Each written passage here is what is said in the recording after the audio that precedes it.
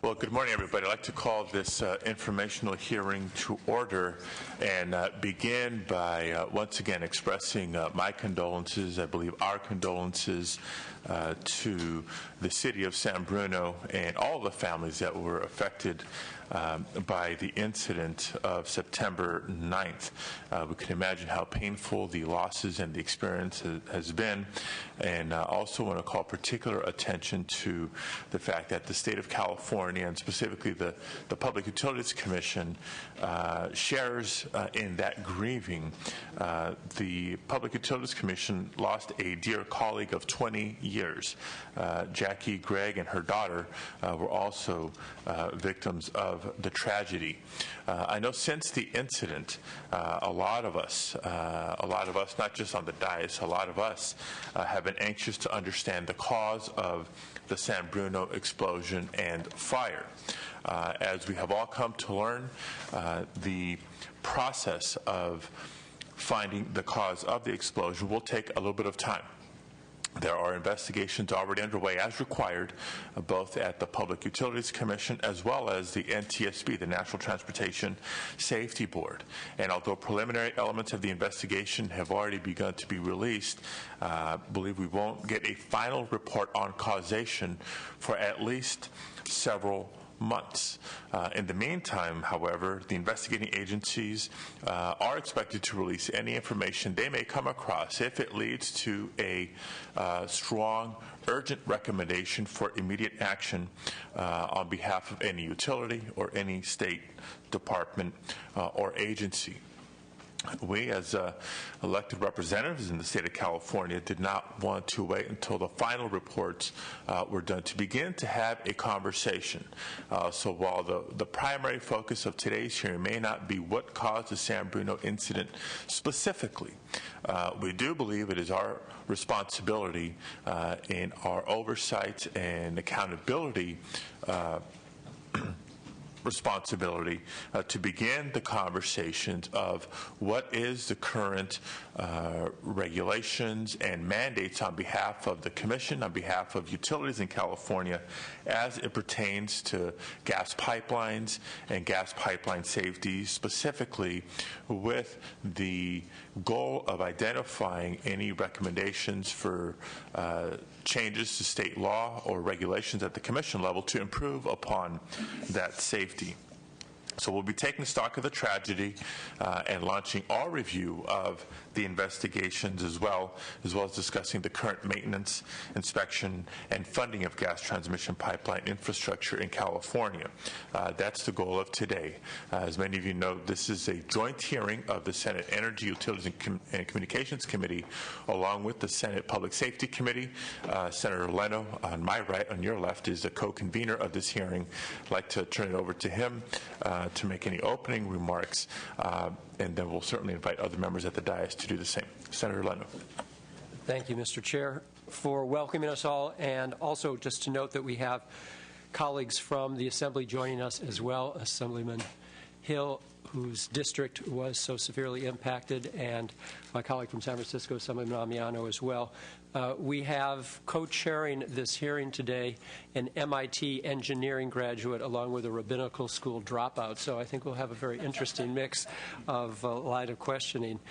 We will hear testimony today on inspections and maintenance and financing of the natural gas line system, but I also want to keep a focus on the very grave consequences that were suffered as a result of the September 9th explosion.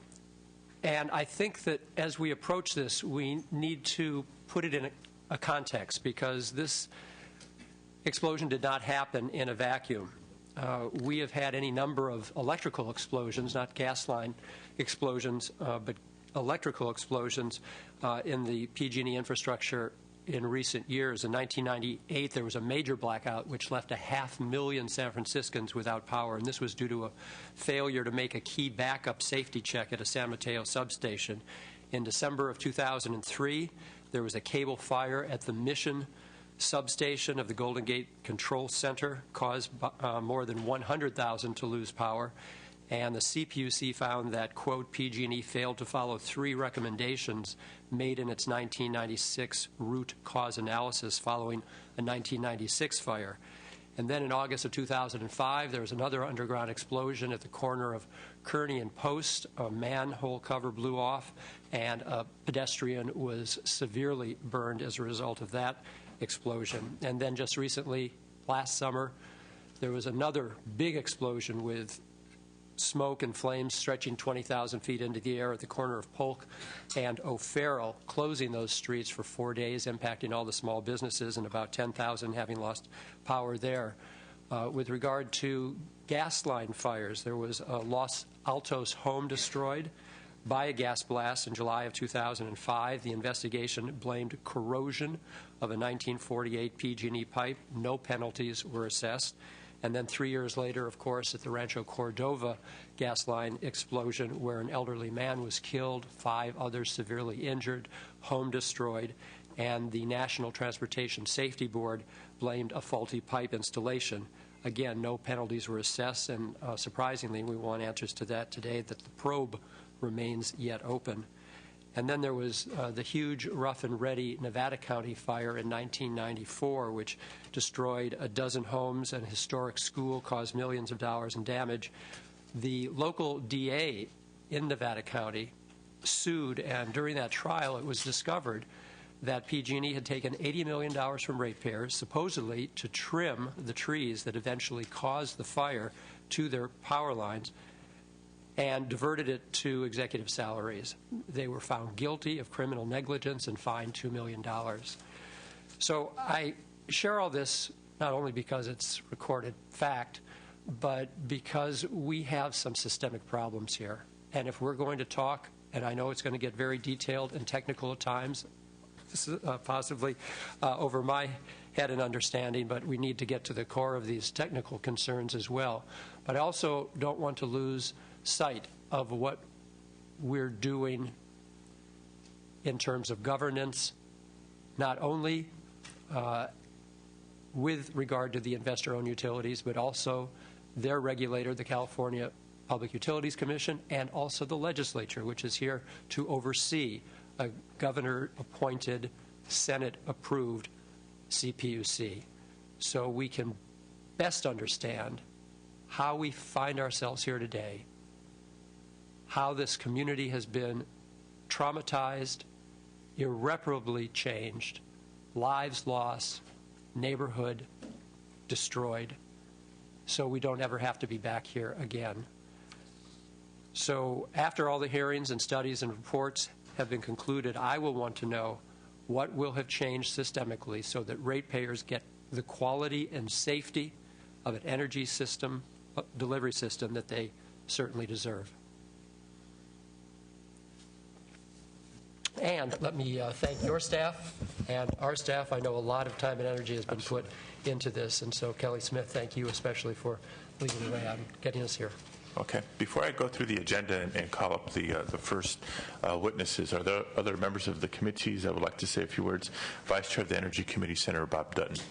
Yeah, thank you, Chairman Padilla and Chairman Leno, for calling this joint committee. I think it's very appropriate that the legislature does review catastrophic happenings, and unfortunately, we just in California, we're just not immune to certain events taking place, whether they be some of the fires that we've experienced or earthquakes and other things that have happened here in California. I think it's very appropriate and important that we do, take a look at what happened here in this particular situation, not just for the purposes of necessarily, I don't think anybody here is really trying to point a finger of blame necessarily. It's unfortunately, it's a bad situation, but I think what's really kind of critical, we need to find out what were some of the contributing factors to the problems that caused this to happen, but also too,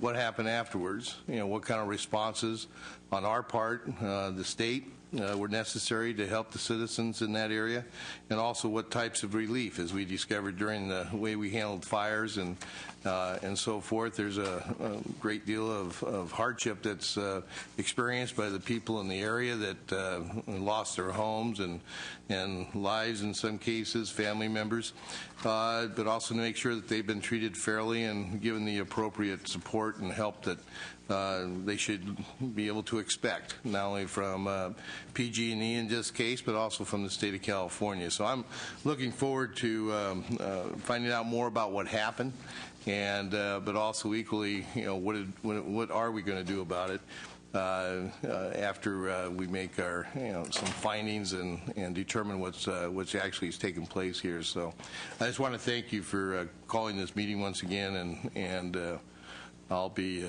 very interested in the testimony we're about to hear. Thank you. We also have joining us today a member of the Assembly representing San Bruno, Assemblymember Jerry Hill. Thank you, Senator, and thank you for your leadership, and Senator Leno, thank you for yours as well in this matter, and for conducting this hearing today, and for the opportunity of allowing me to sit in on your hearing. I appreciate that very much.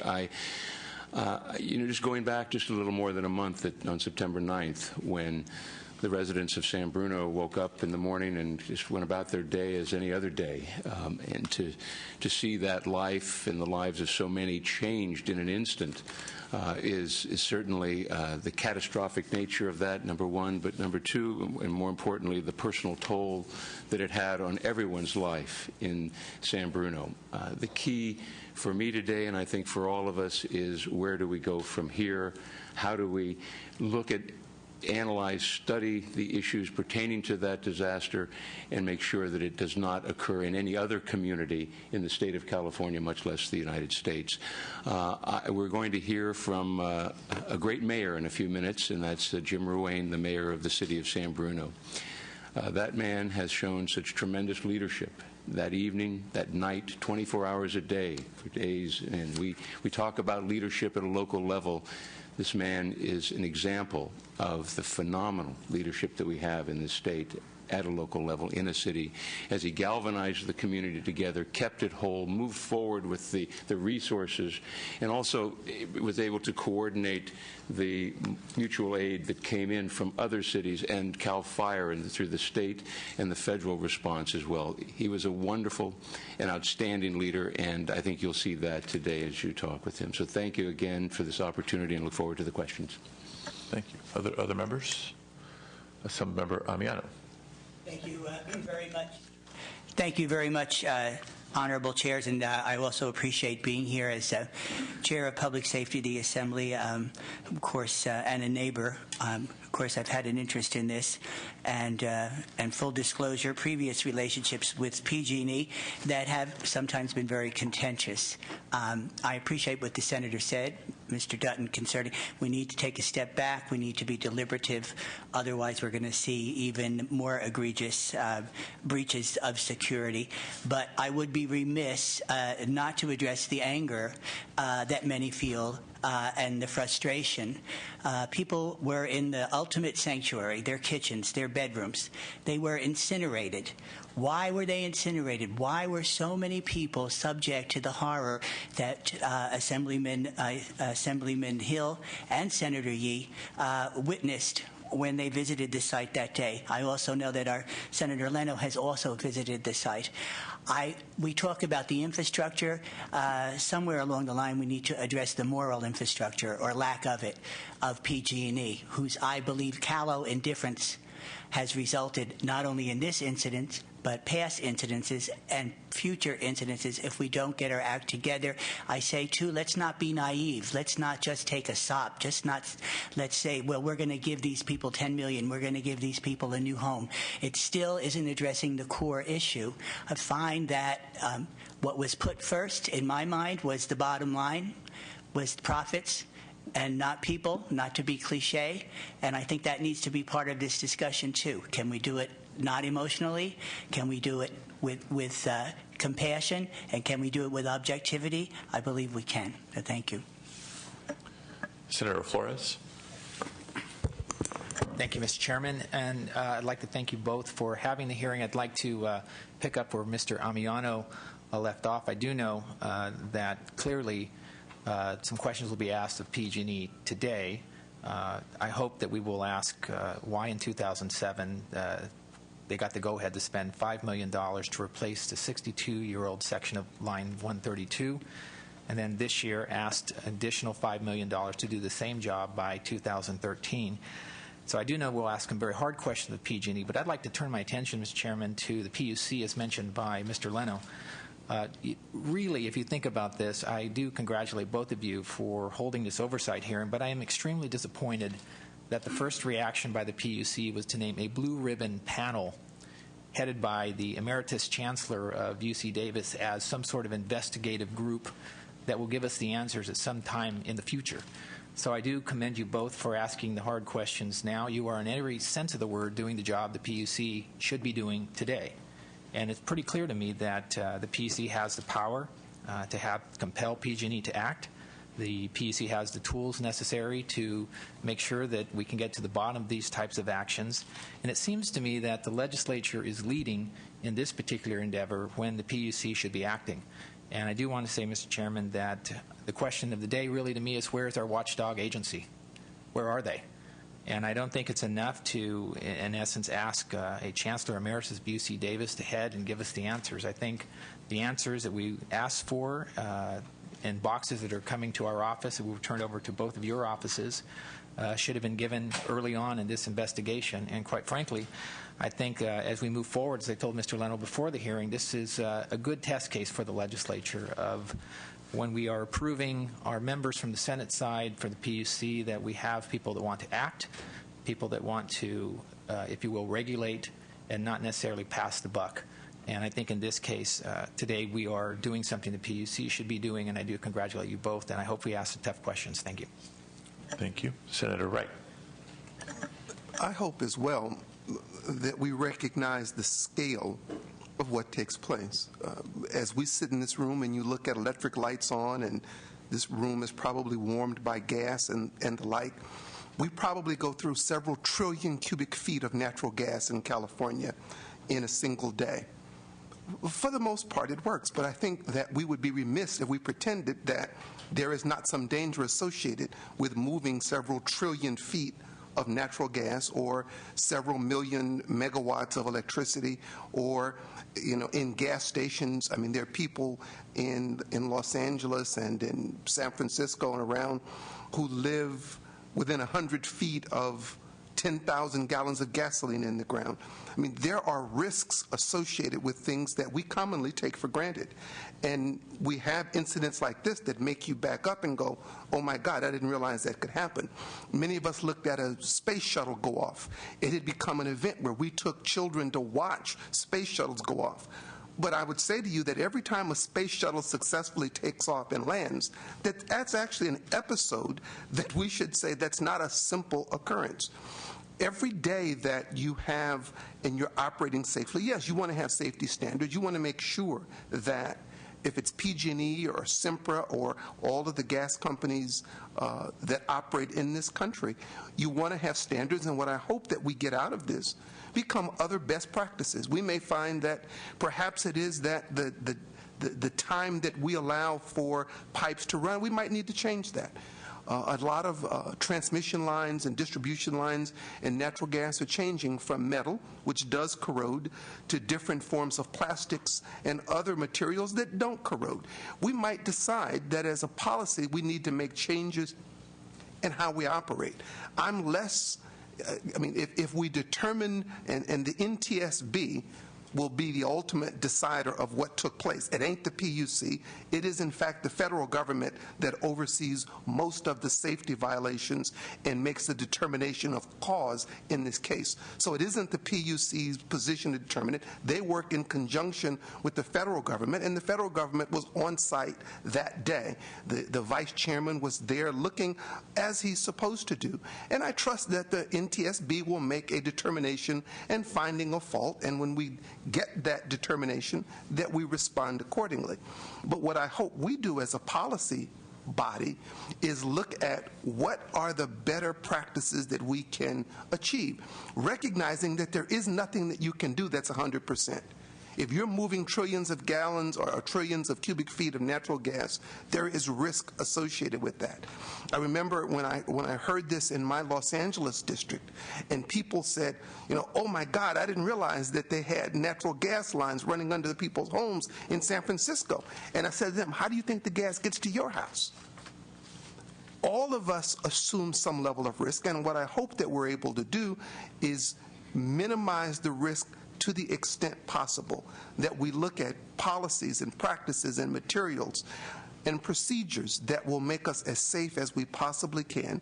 And when we find out what took place here, and if it was a criminal violation, then we prosecute the persons who were guilty of a criminal violation. Thank you. Other members? If not, that may be then a very good transition to sort of an overview of the agenda, because clearly the issues at hand are not simple, nor are they few. The first panel to give us sort of an incident overview and investigation, so to set the context for today's discussion, will be Mayor Ruane from the City of San Bruno and Richard Clark from the Public Utilities Commission. We'll also afford time, I understand there's representatives of some of the families that have been affected here today, and we'd like to hear from them, afford them an opportunity to address the committee, and sooner rather than later. From there, we will get an overview of both federal and state gas pipeline regulation as it exists today. Soon after the incident, I got several calls from the press and otherwise of, well, we need to adopt new laws, we need to adopt standards and requirements. Well, let's not forget that there are certain requirements and processes in place today. And this hearing will begin with sort of being reminded of what they are, and then asking the question of, do they need to be heightened, do they need to be made more stringent? The next panel after that will give the overview of maintenance, inspection, and the financing of gas transmission pipelines overview to get a better understanding there. We will touch on later in the hearing the liability costs for the San Bruno explosion because it's a good model for any incident of this nature. There's certainly time, not just in the public comment period, but for reactions and observations from folks representing the workers in the industry, from folks representing and advocating on behalf of consumers and others, and we'll have a public comment period at the end of the hearing for anybody who wasn't a part of one of the specific panels. But with that being said, well, actually, one last thing I want to acknowledge, because not all folks were supportive of an agreement that we should have this hearing, or at least not this quickly after the incident. There were some folks who wanted us to convene and have this discussion a lot sooner. And so we're trying to strike a balance here between respecting the families and those who are still focused on recovery, but not wanting to let too much time go by to begin the conversation of what happened, what can we learn, and how can we make things safer going forward. So none of you should be under the impression that this will be the last conversation along these lines, whether it's future hearings and or legislation being introduced next year. This is only the beginning of this conversation. So with that, let me ask Mayor Ruane to come forward, along with Mr. Clark from the PUC and any of the families who wish to come forward at this time.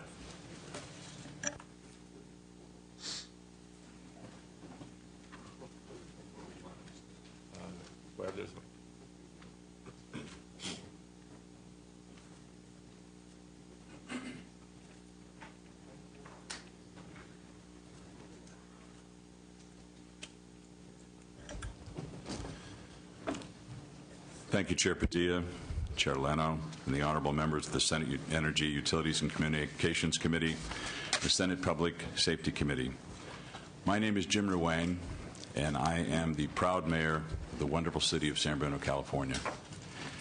I'm here today to give voice to the residents of San Bruno whose lives were shattered on the awful evening of September 9th, 2010, but whose spirit remains strong and resilient. We are a determined town that will triumph over this tragedy because of the special sense of family, neighborhood, and community that San Bruno was known for long before this tragic incident. I can tell you with great certainty that the explosion did not tear San Bruno apart, but has brought us closer together than ever before. Let me tell you just a little bit about San Bruno. We're a solid working-class community of nearly 44,000, located in the sophisticated urban environment of the San Francisco Peninsula, immediately adjacent to the San Francisco International Airport. We have a unique identity in the region as a somewhat unassuming community with a positive, can-do attitude about life. We have many beautiful parks in our town, community events almost every weekend. We have decorum at our city council meetings, pride in the American flag, and a legacy of civility in an increasingly uncivil world. I often tell people that San Bruno is the closest thing to a slice of American pie you could ever experience. The Glenview area where the explosion occurred is a hillside neighborhood of nearly 400 homes built around the Crestmore Canyon open space and the Glenview Tot Lot, popular with local families. The explosion occurred at dinner time on a Thursday evening, just as residents were settling in for another typical night at home and perhaps to watch some sports on TV. The neighborhood was shaken out of its routine with a thunderous disturbance that some mistook at first for an earthquake or an airplane crash. The deafening sound of a fireball roaring 100 feet overhead and 2,000-degree flames overtook the homes. Our residents ran for their lives with just the clothes on their backs. As one resident said, my wife and children ran screaming barefoot from the house with a ball of fire behind them. What we now know is that a 30-inch Pacific Gas and Electric Company high-pressure natural gas transmission line lying underneath Glenview Drive for over 50 years exploded. Police and first responders from all over our region converged on the area only to discover that the explosion had knocked out our main water lines. I immediately drove to the scene and then helplessly watched from afar as the gas line spewed unabated for over an hour until it could be capped. One observer later said it looked like hell on earth. More than 400 first responders gallantly battled the six-alarm inferno by dragging 3,000 feet of fire lines from an adjoining neighborhood where our water department was able to locate water. As the fire spread rapidly into the adjacent Crestmore Canyon, air strike teams sprayed fire retardant foam to prevent the fire from engulfing the canyon and the neighborhoods on the other side. Citizen responders drove their neighbors to nearby hospitals so that emergency crews could focus on the most severely burned and on preventing more lives from being lost. Within the first hour of the explosion being reported, we had set up an incident command center at the site, evacuated nearly 1,000 homes, and activated our emergency operations center at City Hall. Fortunately, we received a flood of assistance not only from our own city workers, but our residents, San Mateo County and state emergency officials, dozens of surrounding police and fire agencies, and relief agencies. The city moved quickly to help our displaced and frightened residents. We opened an evacuation center for displaced residents that night, had a one-stop local assistance center up and running by the next day, and began staffing a special 24-hour hotline and reaching out with one-on-one assistance. Within 48 hours of the explosion, teams of building inspectors had completed inspection of the evacuated homes in the 10-acre blast zone. That Saturday, we convened a town hall meeting that drew over 600 residents. By Sunday morning, less than 72 hours from the explosion, we had coordinated a neighborhood reentry program that allowed 299 families to return home. Over the next few days, those who lost their homes were allowed to return and sift through the rubble for any personal items they could find. We dealt with the deluge of national and international interest by setting up a 24-hour public information line and posting daily updates on our city website. Some have said our response was a textbook example of how to handle a crisis of epic size like this. And I just want to say that it was a team effort involving the tremendous expertise and passion of so many people and agencies coming together to support San Bruno. The following days were surreal for our community.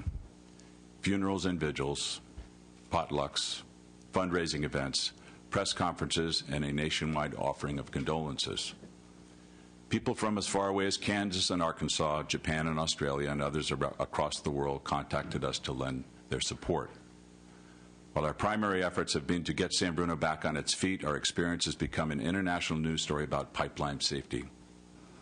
The most devastating outcome of the explosion and fire was the loss of 8 lives. There were other awful consequences as well. 66 persons were reported burned and injured, including 4 firefighters who suffered smoke inhalation. At least 3 residents remain in critical condition today from their burns, and they face a very long and difficult recovery. 35 homes were destroyed, 20 remain uninhabitable, and another 33 suffered less serious damage. A large crater and dirt road now cut through Glenview with a fence surrounding the exposed pipeline.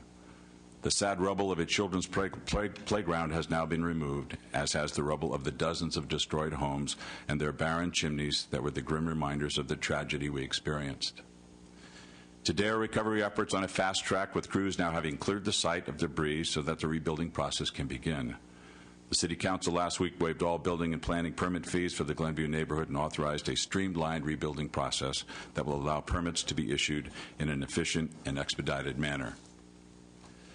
As our residents continue to sort out numerous financial, legal, insurance, and other issues, we are coordinating town hall meetings to provide information and resources, and we have implemented an outreach program to provide one-on-one assistance to those 55 families who will be out of their homes and their neighborhood for some time to come.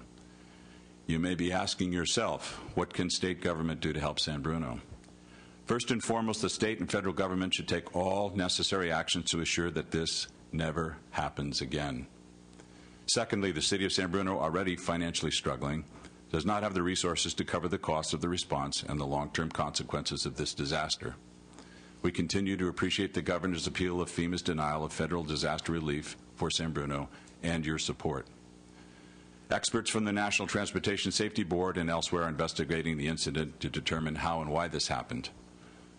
These investigations will be vital to ensuring that this type of tragedy never occurs again, and that no other community will be subjected to the horror that we continue to experience. For now, we know that this incident cost precious lives, incinerated a neighborhood, caused over $50 million in physical damages and counting, and forever changed San Bruno. We also know that this event has made a determined and resilient town even more determined and more resilient. As one retired firefighter who lost his home in the blaze said, "I'm going to be the first person to move back in. With the city's help, of course. The faster I can move forward, the less I think of the past." San Bruno will honor those who have lost their lives and lost their way by rebuilding Glenview and by advocating for the need for strict operation, maintenance, and inspection requirements and oversight for pipelines in residential areas. Thank you for your time today, and thank you for your support for the City of San Bruno. Thank you, Mr. Mayor. I think some of us will have questions for you directly. We would love to hear from the families next. Sure.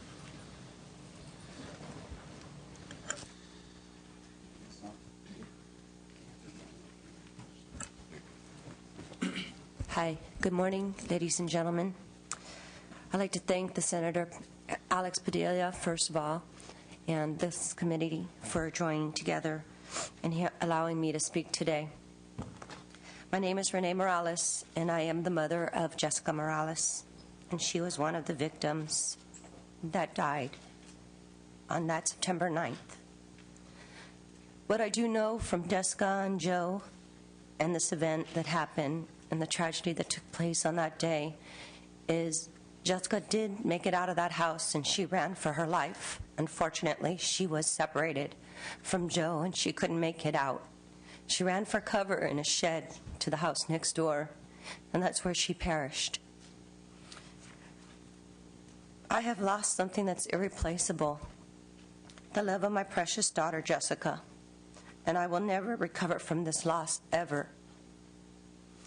Jessica paid the ultimate price, though, because Jessica, she died. Jessica was only 20, and she was full of life. She had all the possibilities of a young person pursuing her careers in college. She had a family and a family social life. Mostly she found love in Joe, which opened up new horizons and possibilities for her. There's nothing I can say to do to bring her back, but I do want to be a part of the solution. I understand that over the next few months there will be ongoing investigations into this tragedy, and while I welcome that investigation, I hope and pray that that investigation we will learn the facts we need to make the changes so that this will never happen again to no other families, so they don't have to go through this. The people of California do need to rely on safe supply of electricity and gas, and the state governments need to protect the citizens. And I hope that each one of you guys will consider this to the deepest of your hearts and understand that this, for me, is a huge loss. And I can only hope and pray that we'll continue to find the right answers to make this right. Thank you.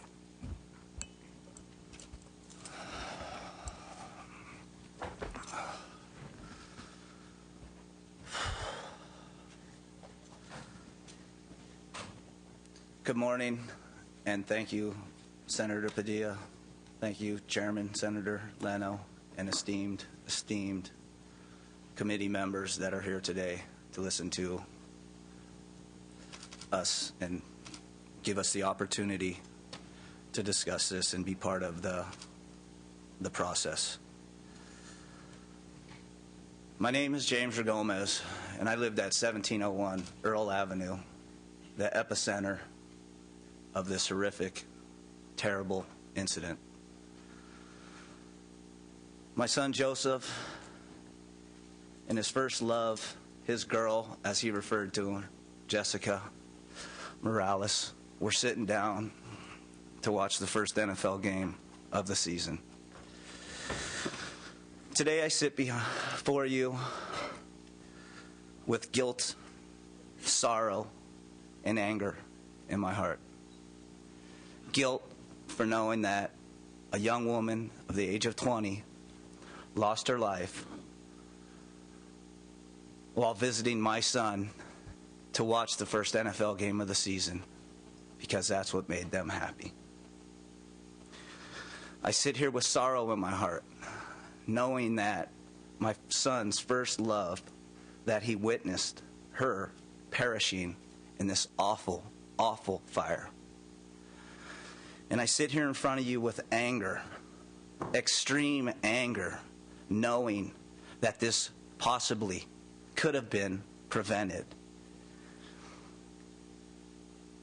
And I know with confidence in my heart that these panels and the federal government will get to the bottom of this and secure the pipelines and the other infrastructure that is endangering our public. In closing, I'd like to explain to you why I come before you in a suit with this facial hair. And this is how my son had his facial hair when the pipe exploded. And he's pretty badly burned, but here he is protected. And I'm just wearing it like this in remembrance of him until he gets out of the hospital. And I'd like to thank everybody, everyone who has reached out to us and supported all of our families, and the way that our community and our town stuck together and dealt with these difficult, difficult situations. Thank you.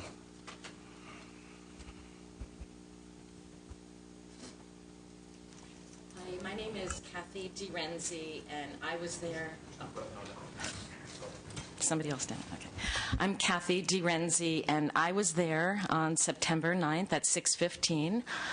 I live on Claremont Drive, and I just learned about this hearing yesterday, late in the day. I am in touch with a lot of the neighbors. We have a very strong neighborhood right now. We're all trying to stick together and stay informed, which has proved to be very difficult. Just hearing about this, there would have been a lot more people here if we would have known about it. But I'm representing the neighborhood.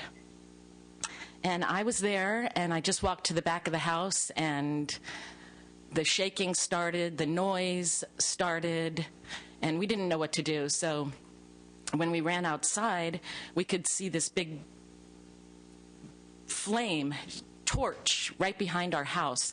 But what was happening is the flames were coming towards us. So we took off running, my husband and my son and I, and I'm thankful that my two daughters were shopping in another city. But we took off running for our lives, and I fell several times in the street. And it was very hard to get up because the heat was so intense that I thought this was it. I'm not going to get back up. well, after this, I've written letters to the CEO, the president of PG&E.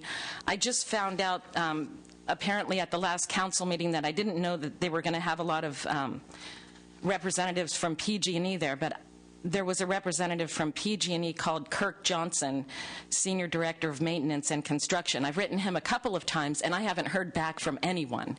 But the letter that I wrote him is short, and it says, I'm a resident of San Bruno. I was home when the PG&E gas pipeline exploded, causing death and destruction in our once quiet and safe, we thought, neighborhood. There was terrible shaking, huge flames, intense heat, explosions, horrible, loud, and eerie sounds that wouldn't stop. We didn't know if it was an airplane or if it was a nuclear war. What could it be? We ran for our lives. Many were burned from the intense heat. People died, homes disintegrated. Like I said earlier, I myself fell several times, thinking I was going to burn. I ran through the canyon, which was a stupid move, but I ran through the canyon, fearing for my life the entire time, feeling the heat, feeling that I was just ahead of the fire and about to die. Now, this letter says now this morning, this was 2 days ago, the representative that PG&E's hired, an outside claims representative, knocks on my door after I've told these people, don't talk to me unless it's going to be about moving that pipe out of our neighborhood. So this guy comes and knocks on my door. He keeps calling. He's working with my PG&E rep, Eunice, who I had told that I would call later. They want to talk to me. They want to talk to me about accepting a $10,000 beautification check. I told them, I want you to know that the only thing that matters to me and my neighbors right now is that PG&E does not put the pipe number 132 back in service. We want the pipe removed. We want it moved. We want it disabled. Please help us through this very, very, very difficult time. Please do not reinstall the pipeline on Glenview or anywhere in our neighborhood. It was horrific and would be a tragic reminder of the unacceptable accident that occurred on September 9th, 2010. Our neighbors are getting together. I've gone door to door more than once, just trying to get everybody's contact information, email address. If they don't have a computer, I hand deliver information whenever I get it regarding meetings. Last night I was up late just telling everybody about this hearing, but nobody could make it. No one else could make it. But we did, as neighbors, get together, held a meeting. We invited Jackie Spear to, which she came to. We have signed a petition that has been sent to PG&E with over 100 signatures. I now have 223 signatures on the petition to move the pipeline out of our neighborhood. It's been 40 days since the explosion and fire, and we still don't know what caused the explosion or fire. I do know that myself, the hills come down. We have water, a lot of water underneath that ground. And they told me, I asked PG&E, they said they checked it in March, so I wanted a copy of the report. They can't give me a copy of the report because it's under part of the investigation. So I don't know how they checked it, but I'm concerned. So now we're aware of the risks. We know what can happen. We never want it to happen again, not only in our area, but in any area. So I think maintenance is a crucial part of checking these pipes, not just flying overhead, but actually going down and in the ground if you have to, whatever you need to do to make people safe. Thank you. Thank you. And I want to thank all three of you for just helping remind us that there's a human element to all of this. And you've raised some questions and concerns, and they're precisely the questions that we're going to be asking today. Thank you for being with us. Mr. Clark. Thank you, Chairman Padilla, Chairman Leno, members of the Assembly and the Senate. My name is Richard Clark. I'm the Director of the Consumer Protection and Safety Division at the California Public Utilities Commission. In that position, I have the responsibility to influence and implement policy with respect to the consumer protection and safety policies relative to California's electric system, natural gas system, communications system, freight rail system, intercity passenger rail system, commuter rail system, rail transit systems, and rail crossings. I'd like to begin by offering my sincere condolences to the folks who are here today, the other folks in San Bruno. And thank you, Senator Padilla, for mentioning the fact that we lost two very important people from the PUC in this tragedy.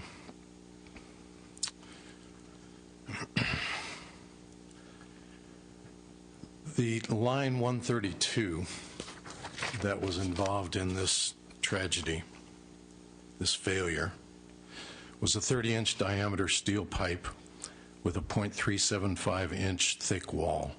Pipeline was coated with hot applied asphalt and was cathodically protected. The ruptured pipeline segment was installed in around 1956. The specified maximum operating pressure for the ruptured pipeline was 375 pounds per square inch. Just before the incident, PG&E was working on their uninterruptible power supply system at Milpitas Terminal, which is located about 39.33 miles southeast of the accident site. During the course of this work, the power supply for the UPS system to the supervisory control and data acquisition system malfunctioned, so that instead of supplying a predetermined output of 24 volts, the UPS system supplied approximately 7 volts DC or less to the SCADA system. Therefore, the electric signal to the regulating valve for line 132 was lost. The loss of the electrical signal resulted in the regulating valve moving from partially open to the full open position as designed. The pressure then increased to 386 pounds per square inch. The overprotection valve was then, which did not require electronic input, maintained the pressure at 386. At about 5:45, the SCADA system indicated the pressure, which was downstream, exceeded 375 psig. The SCADA system indicated the pressure in Martin Station continued to increase until it reached about 390 psig at about 6 p.m. At 6:08, it dropped to 386. At 6:11, it decreased to 361 within 1 minute, and the pressure dropped to 289. PG&E dispatched a crew at 6:45 p.m. to isolate the ruptured pipe section by closing the nearest mainline valves. The upstream valve was closed at about 7:20, and the downstream valve was closed at about 7:40. Once the ruptured section was isolated and the gas was stopped, the resulting fire from the ruptured line self-extinguished. Later that evening, PG&E isolated the natural gas distribution system serving residences in the area, and within a minute of stopping gas flow at about 11:30, fires from escaping natural gas at damaged homes went out. On Monday, September 13th, the ruptured pipe segment and two shorter segments of pipe cut from the north and south sides of the rupture were crated for transport to an NTSB facility in Ashburn, Virginia for examination. The examination has revealed that the ruptured segment was 27 feet 8 inches long at its longest length and consisted of a pipe section and 4 smaller pipe pieces called pups between 3 feet 8.5 inches and 3 feet 11 inches long.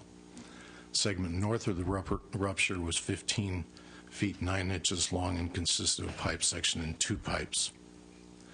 The south section of the rupture is 12 feet 4.5 inches long. All the pipes and pups showed fairly uniform wall thickness of 0.36 to 0.38 inches. There were longitudinal fractures in the first and second pup of the ruptured segment and a partial circumferential fracture at the girth well between the first and second pup. There was a complete circumferential fracture at the girth well between the fourth pup in the ruptured segment and the fifth pup in the north segment. The longitudinal fracture in the first pup continued south into the pipe, ending in a circumferential fracture in the middle of the pipe. That which I've just read to you is from the latest NTSB status report. The NTSB, the National Transportation Safety Board, as they do in these sorts of situations, has asserted primacy in the investigation, and so we and PG&E and other parties to the investigation are prohibited from talking about anything that the NTSB has not already revealed. I thought it was important that you have the latest information. One of our investigators was on site within about 2 hours after the rupture occurred. I'm sorry, 3 hours. He arrived around 9 o'clock. He's been on the job ever since and is in Washington, D.C. as we speak, attending to the metallurgical testing of the pipes.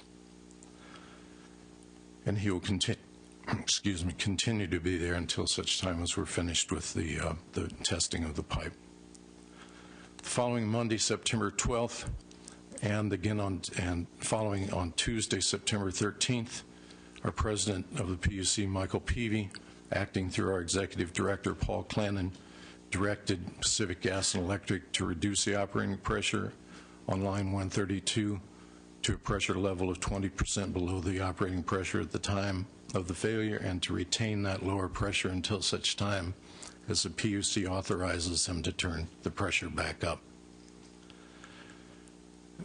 Also ordered them to ensure that no additional risk to the residents of San Bruno by conducting an integrity assessment of all gas facilities in the impacted area, to conduct an accelerated leak survey of all transmission lines in PG&E's service territory, giving priority to Class 3 and 4 locations, to evaluate records of customer leak complaint response times and response effectiveness, to prepare a plan for complete safety inspection of the entire natural gas transmission pipeline system, and provide the plan to the executive director, make all employees and contractors available for interviews, preserve all records, review the classification of their natural gas transmission lines and determine if the classification has changed since the initial designation. This is for pipes that are in what are called high consequence areas. To investigate and report to the executive director the forecasted versus actual levels of spending on pipeline safety and pipeline replacement from 2005 to the present, and to conduct a review of all gas transmission line valve locations in order to determine locations where it would be prudent to replace manually operated valves with automated valves, and report the results to the executive director. On September 23rd, the Commission established an independent review panel of experts to assist in the fact-finding investigation.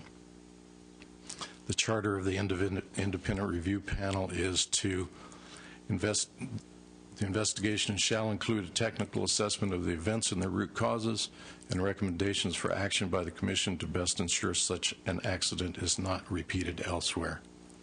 Recommendations may include changes to design, construction, operation, maintenance, and replacement of natural gas facilities, management practices at PG&E in the areas of pipeline integrity and public safety, regulatory changes by the Commission itself, statutory changes to be recommended by the Commission, and other recommendations deemed appropriate. And the latter shall include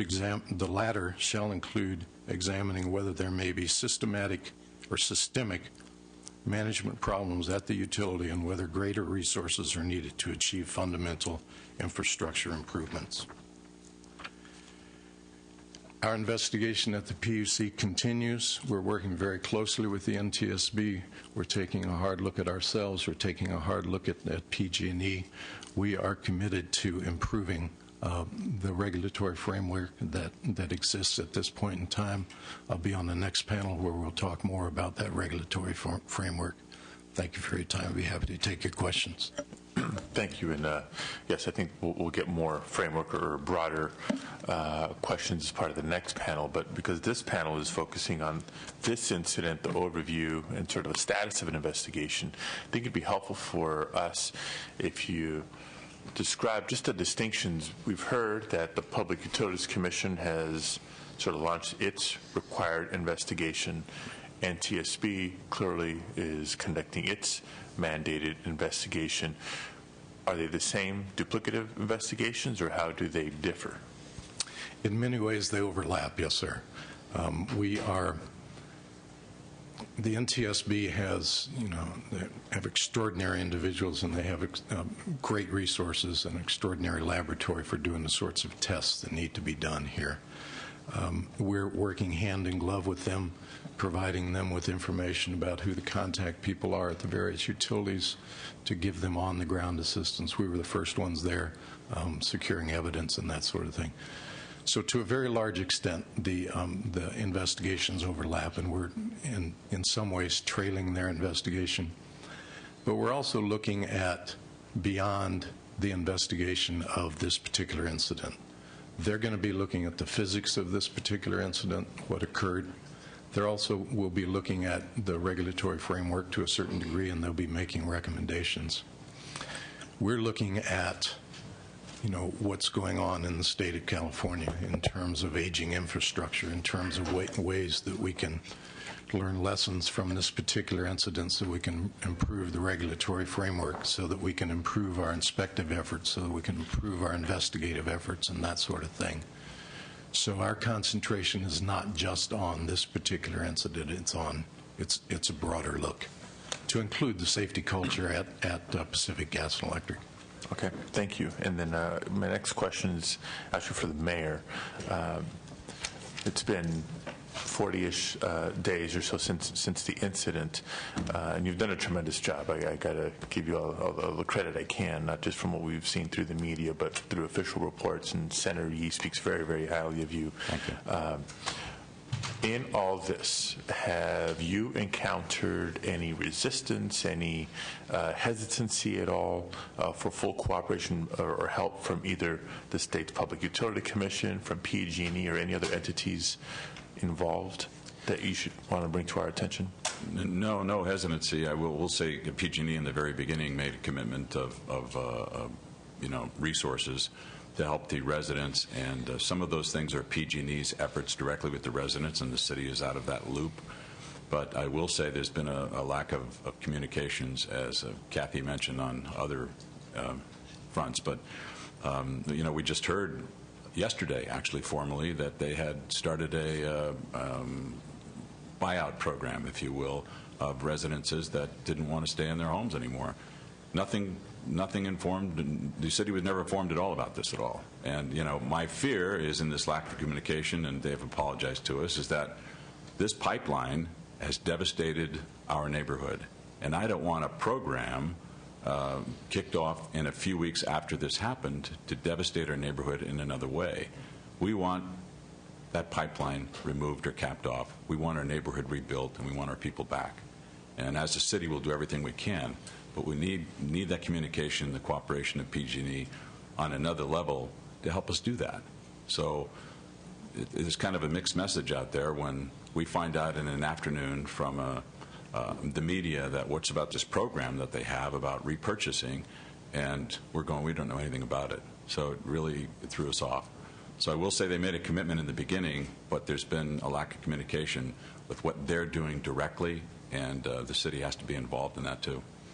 Okay. Well, we'd invite you to come forward in the coming days, weeks, and months if you do encounter some of that resistance, and not just from PG&E. I mean, we're also, as a legislature, in charge of overseeing the Public Utilities Commission, the Emergency Management Agency for the state, and other entities. So know that you have a direct line to us. Right. Senator Leno.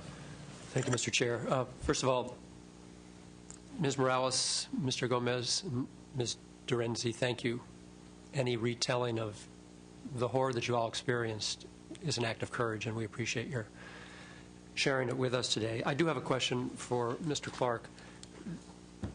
There's been significant reporting about the multiple requests that PG&E had made before the CPUC for repairs to the San Bruno gas pipeline. I think first in 2007, $4.87 million was granted to them to replace a portion of that same pipeline. And then last year, and I'm a little confused on this, so if you can help me out with it, they then proposed upgrading another stretch of the same pipeline, this time starting about 8 miles south. and then running all the way up to Milpitas. And that work was to cost $13 million. I also told that neither project has ever come to fruition, and that the new pipe, which would have been paid for with that $4.87 million, was to have been installed by 2009. But then in 2009, that same project reappeared in the utility's latest natural gas rate request. And at that time, PG&E submitted a document to the Commission, and I'm reading from it, quote, coupled with the consequences of failure of this section of pipeline, the likelihood of a failure makes the risk of a failure at this location unacceptably high. So with full knowledge going back to 2007 that they had a problem somewhere along this stretch of San Bruno pipeline, requesting money, granted the money, not starting the project, not completing the project, coming back, asking for the same project a second time. I don't know if that $5 million has yet been granted. But the question it begs for me is, if you have this on file at the Commission talking about risk of failure at this location, very specific, unacceptably high, do we know how many other sections of pipeline which are similarly assessed on file with the PUC? Is it tens, hundreds, thousands? It's just a matter of getting to them. Are we paying attention to them? Do we know, not just from their list of 100, which I don't think this was even on, but does the CPUC have from its own correspondence with PG&E as it's making its rate requests, have we combed those to know where there are other unacceptably high risks currently unattended? Well, under the regulatory framework, the approach that we're required to take at the Commission, it's the utility's responsibility to have an ongoing maintenance and pipeline replacement project or system, and they are to maintain. They're to know where their most hazardous links of pipe are, and they're required to test them and identify them and then replace them. We don't manage at that level that which PG&E does. They continue as all operators of aspects or segments of the infrastructure do. They continue to prioritize on an ongoing basis those elements of their system which are most problematic, and then they undertake to apply their financing, their resources to fixing those sorts of problems. But we don't take a microscopic look, if you will, at what it is that they're doing. We make sure they have the systems in place to do that. Given the recent 15-year history of system failure, of infrastructure failure, of death and destruction that has resulted, might it make sense to be looking at a new way of working with them? Because it doesn't seem like the current system is, and I pay respect to my colleague Senator Wright's comments that we're probably not going to live in a perfect world where there will be no risk and no accident at any time, but we certainly want to prevent that which is preventable.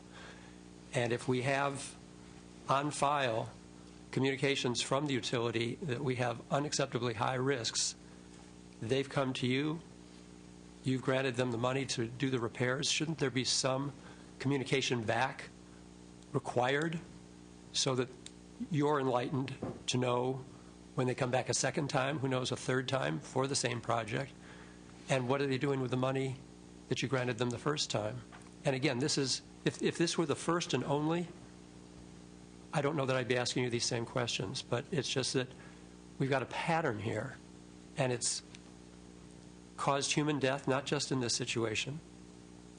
It's caused tens of millions of dollars of damage, and we're not doing anything differently. In fact, we're not even finding them. Actually, we are doing some things differently, sir. And that is that we're moving from a prescriptive and totally rules-based compliance program to a risk assessment program. That's what happened in the transmission system in about 2004 when the federal government, who has the lead in establishing the ways we approach safety here, at least. And you're talking about rate making, which is really not my area of expertise, but we do have another panel member here who can talk about that. But in terms of safety, we're moving from a rules-based prescriptive approach to a more of a risk assessment and risk management approach.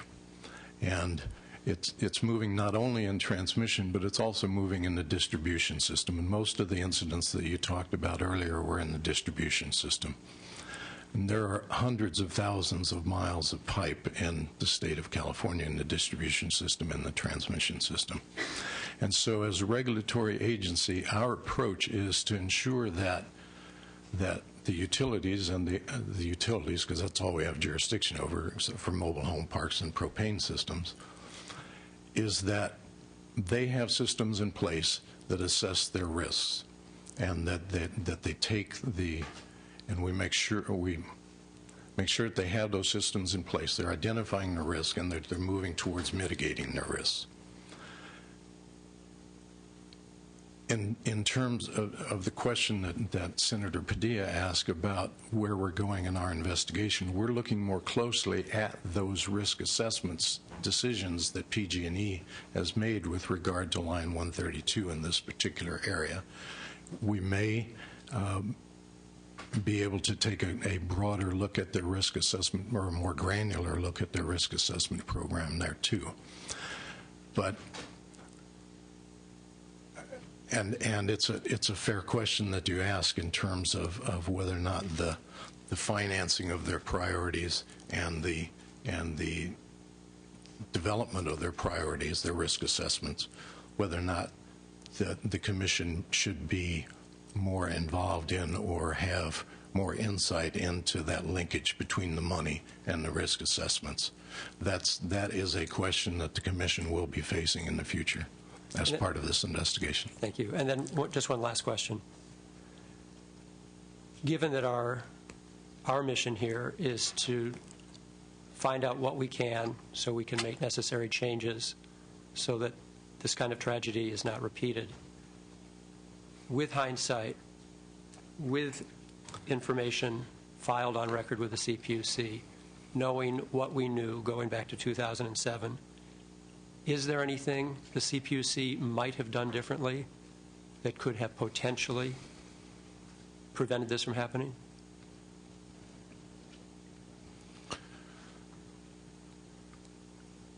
Boy, I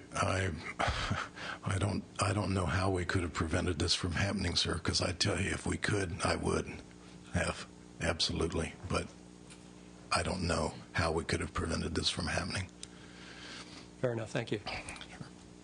Assemblymember Hill, followed by Senator Flores.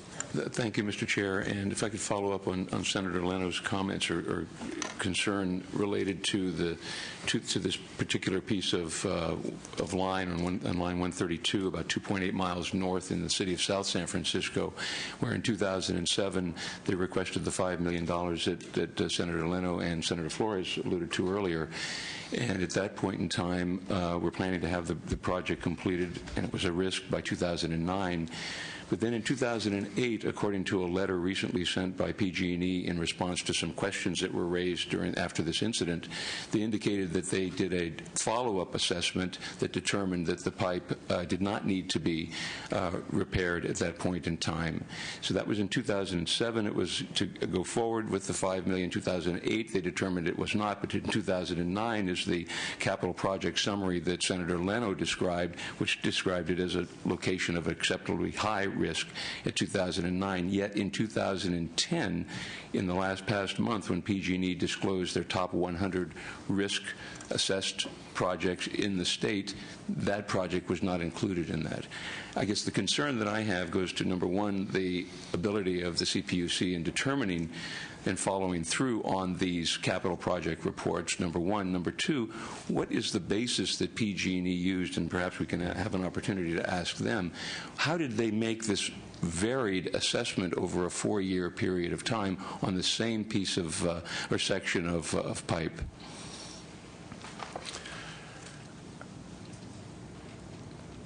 That's something that the National Transportation Safety Board is taking a look at.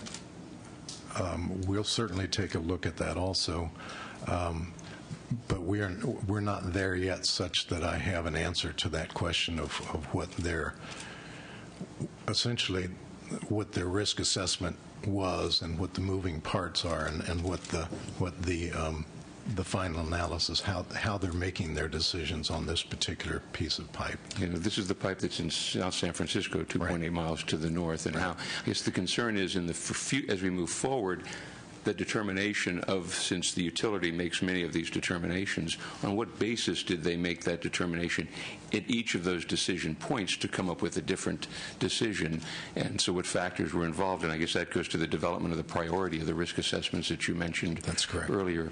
The second thing, if I may, Mr. Chair, is the pressure issue in this pipe. As we know, they've operated at 375 psi. Maximum they allowed was 400 psi. At the time of the incident, it had risen to 386 psi. What is to determine, based on age of that infrastructure in that pipe, of a 60-year-old pipe, under the conditions, is that an acceptable pressure to move forward with at 375? That's the first question and first part of that. The second is, as you've heard from the mayor and the residents of, and thank you again for being here today and sharing the tragic experience that you have had, the issue of reutilizing that pipe. As we saw 2 weeks ago, PG&E has made an effort to engage an engineer to study the feasibility of engaging or activating that pipeline again with perhaps a slightly reduced pressure, but more importantly, I think they want to go back to the same pressure. As we've heard from the mayor, I think from the community we've made it clear that that pipe cannot and should not be used again in those residential areas, and I'm hoping that the PUC will take that seriously as they move forward with any question of authorization. So, is that something that you will be looking at as this moves forward? In terms of the routing of the pipe, I don't know the answer to that question. In terms of the question of the operating pressure and the maximum operating pressure, absolutely. They cannot go back to 375 pounds per square inch until they have received our authorization to do that. That's one of the issues that the independent review panel is looking at. It's one of the issues that's involved in the examination of the pipe, the existing pipe that PG&E has undertaken at this point, and that they're watching every day, which is essentially videotaping the inside of the pipe and examining the interior of the pipe to see what sort of condition that the pipe is in from the inside out. Okay, if I could just finish with one final thought on this, if I could, Mr. Chair. And Mr. Clark, I guess the impression is that the pigs, or the ability to inspect the inside of those pipes, is very limited in that area. And from what we've heard, that they're in the entire line from Milpitas to San Francisco, that they haven't been able to use that type of equipment in any of that piping. Is that correct? That's my understanding, yes. So the inspections then are just based on what has been characterized as an antiquated system of the electronic testing, and then flying over in an airplane or helicopter looking down for dead grass or plants around that would indicate leakage. Is that actually? I'm not sure I would call it an antiquated system. Like any inspection system, it can certainly be improved, and with technological advances, we're certainly looking forward to improvements in that respect. But there are a number of different tools that are available for inspecting pipelines, either internally, as you say, with pigs or smart pigs, but also externally. What you're looking for is you're looking to make sure that the piece of pipe is protected from the soil around it so that it doesn't return from its state of being steel to its state of being iron. And so it needs to be coated, and it needs to be cathodically protected by having a voltage run through it to keep it from deteriorating. There are a number of external corrosion assessment methods that can be used. In addition to looking for external corrosion by walking along the pipe and using things that look like ski poles that test for the current, the cathodic protection to make sure that it's occurring. There are also leak detection where you walk by or drive by you walk along the pipes, and with very, very sensitive mechanisms that detect whether or not there's any gas coming from the pipe. And then there are the flyover inspections or the visual inspections, the drive-by inspections, where they fly by or they drive by or they walk if they need to, looking for not only vegetation that's turned brown, but also to see whether or not there's construction that's going on around the pipelines that's interfering with the safety of the pipelines and that sort of thing. How does that deal with the internal, or the inside of the pipe? From my understanding is that liquids or moisture can corrode from the inside. Can that be determined from the methods that you just described? There are other methods, ultrasonic methods of testing and other sorts of testing that can test for internal corrosion also, it's my understanding, in addition to the smart pigs. Thank you. Thank you, Mr. Chair. Thank you, and I also invite additional both technological as well as methodological questions in panel 4, where we look at specific maintenance and inspection issues with representatives of the utilities as well as someone from the PUC. Senator Flores. Thank you, Mr. Chairman. I hold the technical questions for that panel, but I would like to pick up on where Senator Leno left off with you, if I could. Did the PUC ever do any accounting on why PG&E didn't spend the $5 million to repair the line before it exploded? I believe that's in process now in the Energy Division. Okay, so you gave $5 million in 2007, and today, after the blast, you are telling us that it is in process to see whether or not they spent the money some 5+ years ago. Is that correct? Well, the processor is a... Is that what we do? We just give them money and cross our fingers and hope that they fix it? Is that how we operate at the PUC? We kind of throw out money and until some terrible tragedy occurs, then we reaccount, or then we begin to see whether or not the money was spent by the utility? No, sir. What we do is we inspect. First of all, we create rules that they must abide by. We inspect to ensure that they're complying with those rules. When failures happen, we investigate to learn the lessons. What did they do with the $5 million you gave them in 2007? It's my understanding they used it on another higher priority project. They used it, but it was approved by the PUC for this specific line, correct? No, what was approved was they were approved a projection of what their expenditures would be on their pipeline replacement program, and it's up to them to manage the money and the fact that they use it on those that are the riskiest aspects or segments of their pipelines. Okay, you say it's up to them, and I have some questions regarding that type of regulatory approach. The San Francisco Chronicle told us in a recent article that the PUC did not levy a single fine on PG&E from 2004 to 2009, even though PG&E had pipeline infractions that were much larger than any other of the state's major pipelines. How can that be? How could they have not been levied a single fine from the years 2004 to 2009? Well, we have issued penalties against PG&E, not for pipeline safety, but we have issued $71 million worth of penalties and forfeitures against PG&E had more infraction than the rest of the state's major pipelines, and yet not one single fine was issued between the years 2004 and 2009. How can that be? Well, PG&E's infractions are measured differently than the other utilities around the state. We have more visibility into the infractions of PG&E because they report to us, and we include those in the numbers that we report to PHMSA. And they report to you, meaning that we at the PUC have a very self-regulatory type of approach. In the same article, the PUC conceded that the best approach to regulating a utility is to allow PG&E to self-regulate. Is that correct? Is that how we regulate? Was that an incorrect statement? That is an incorrect statement, yes. Okay. And do you have the staff to actually assign the pipeline inspections done by PG&E? We have 9 staff who inspect all of the transmission, distribution, propane, and mobile home park systems in the state of California. You have 9 staff for the entire state. That's correct. How many staff do you have in the marketing department at the PUC?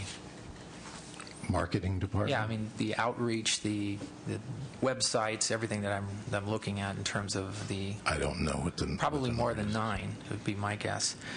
Let me ask another question, if I could. What passes for due diligence in terms of allowing utility to self-report problems to the PUC? Is that the way this particular No, I situation? didn't say that they self-report. I said that's part of the report. Okay. What's the other? What's the regulatory part? Or they beyond self-reporting? Well, they do their audits of themselves. We go out and we then inspect to make sure that that audit found what they were supposed to find, that they did what they were supposed to do with that which they found, and that they took the proper approach, the proper steps to cure the defect. But in counting the numbers of defects that are found, we count the number of defects that they found during their audit as well as our oversight audit. We can't run the company for them. Absolutely. We can only make sure that they have the systems in place to ensure that safety is as high a priority as it can possibly be and that the system is as safe as it can be. Got it. So they self-audit, correct? That's part of the process, yes. That seems to be the only part of the process. Well, do you go and inspect lines? You, do you sir. go and inspect lines beyond their audit, or are you looking at their audit? No, we look beyond their audit. And was an audit ever done, given we gave them $5 million in 2007, and they are requesting an additional $5 million to do pipeline safety? Have you proactively gone out and audited, without looking at their audit, these pipelines by PG&E? And in what instances, and what time did you do that? What time frame? We look at their pipelines and their systems as part of the audits that we do all the time. Yeah. It's a continuing process. The linkage between what their expenditures are and the priorities that they have is not there within the regulatory framework that we have at this point. Let me be more specific, and I'll just end my questioning. Mr. Chairman, thank you for allowing me some time. It seems to be very self-reporting. It seems that PG&E is able to audit itself, and then you check their audit, which I don't think leaves very much room for regulating. But let's use, for example, the Rancho Cordova explosion in 2008. The NTSB cited PG&E for shortcomings in its response to a natural gas leak in Rancho Cordova, which, as you know, killed 1 resident.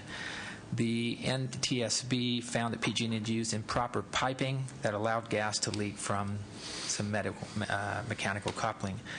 I guess my question is, did the PUC ever fine PG&E for these deficiencies? It's in process.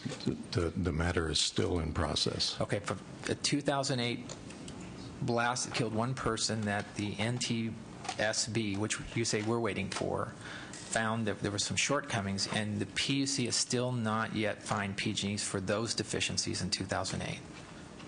That's what you're telling me? That's correct. Okay. Does that seem...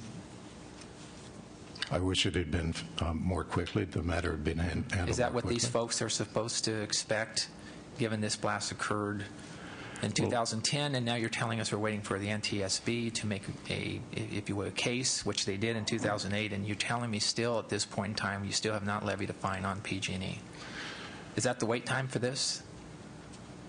Not typically, no. This one has taken a bit longer than we would like, that's for sure. After that 2008 blast that killed 1 person, did you decide, or did the PUC decide to put more staff folks to bird dog some of PG&E's inspection of gas lines? Well, we actually recently reorganized the Utility Safety and Reliability branch so that we now have a gas section that deals just with gas and an electric section that deals just with electricity. But after the strategy, did you put more folks on PG&E, given that there was a gas line explosion that killed one person? Did you move folks to look specifically at their lines? No. Okay. Thank you, Mr. Chair. Thank you. Senator Wright, followed by Assemblymember Amiano. We've discussed a little bit that they got money to do projects.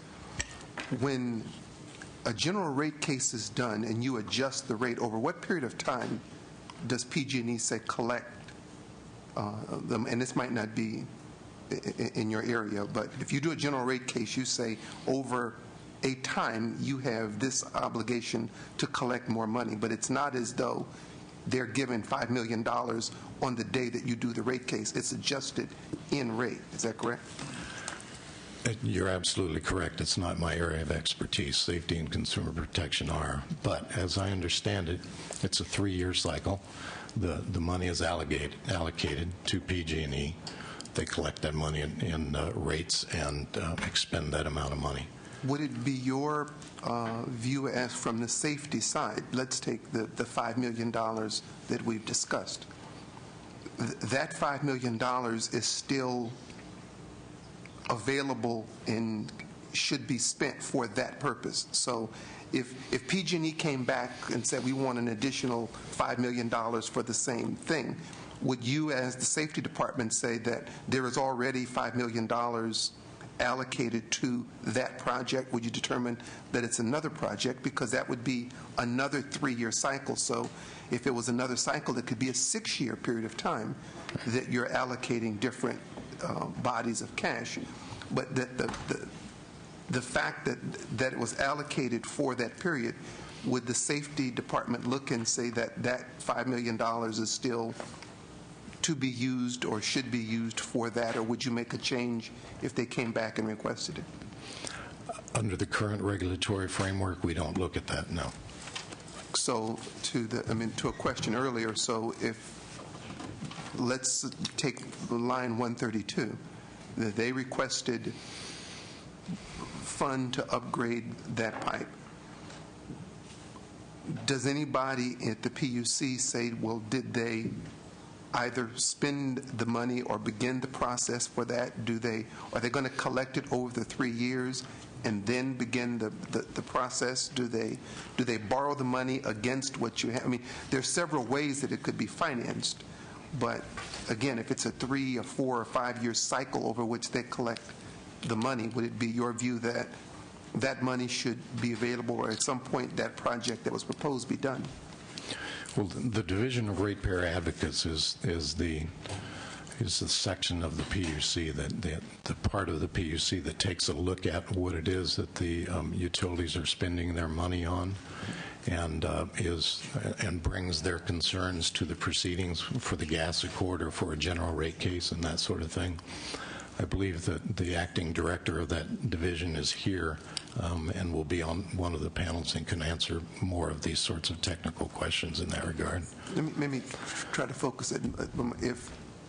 When you do an audit, okay, PG&E, again, let's take line 132. At some point in the past, they came and made a request saying that there were issues relative to line 132.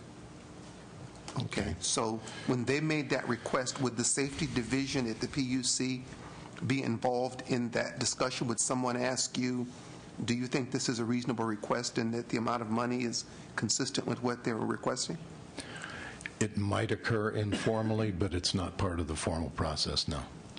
Okay, so when the general rate case is done, and in this case the money is placed into rate base over a collection period, 3 to 5, sometimes 6 years, depending on the GRC,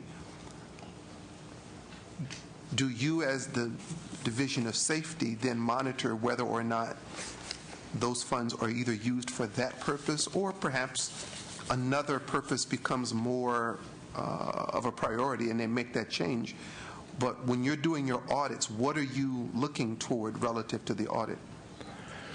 The answer to the first aspect of your question is no, we do not, under the current regulatory framework, look at what they've spent their money on and its relative priority and the changing priorities and that sort of thing. But as a safety department, I'm not trying to be argumentative, Sure. but if a utility, not just PG&E, but any utility, says we're going to request additional rate-based dollar for the upgrade of the line or whatever it might be, the PUC grants or does not grant that. If you're not involved in that, then assuming that the administrative law judge makes that determination based on something, there's testimony that goes in. You're not a part of that. So there's other staff who are not necessarily involved in safety who are making the determination as to a rate increase for safety. Well, again, it's not part of the formal process. The Division of Ratepayer Advocates has the responsibility for looking at the issues in terms of what the money is being used for and being critical of that, as well as certain interveners and that sort of thing. We do work with the Division of Ratepayer Advocates.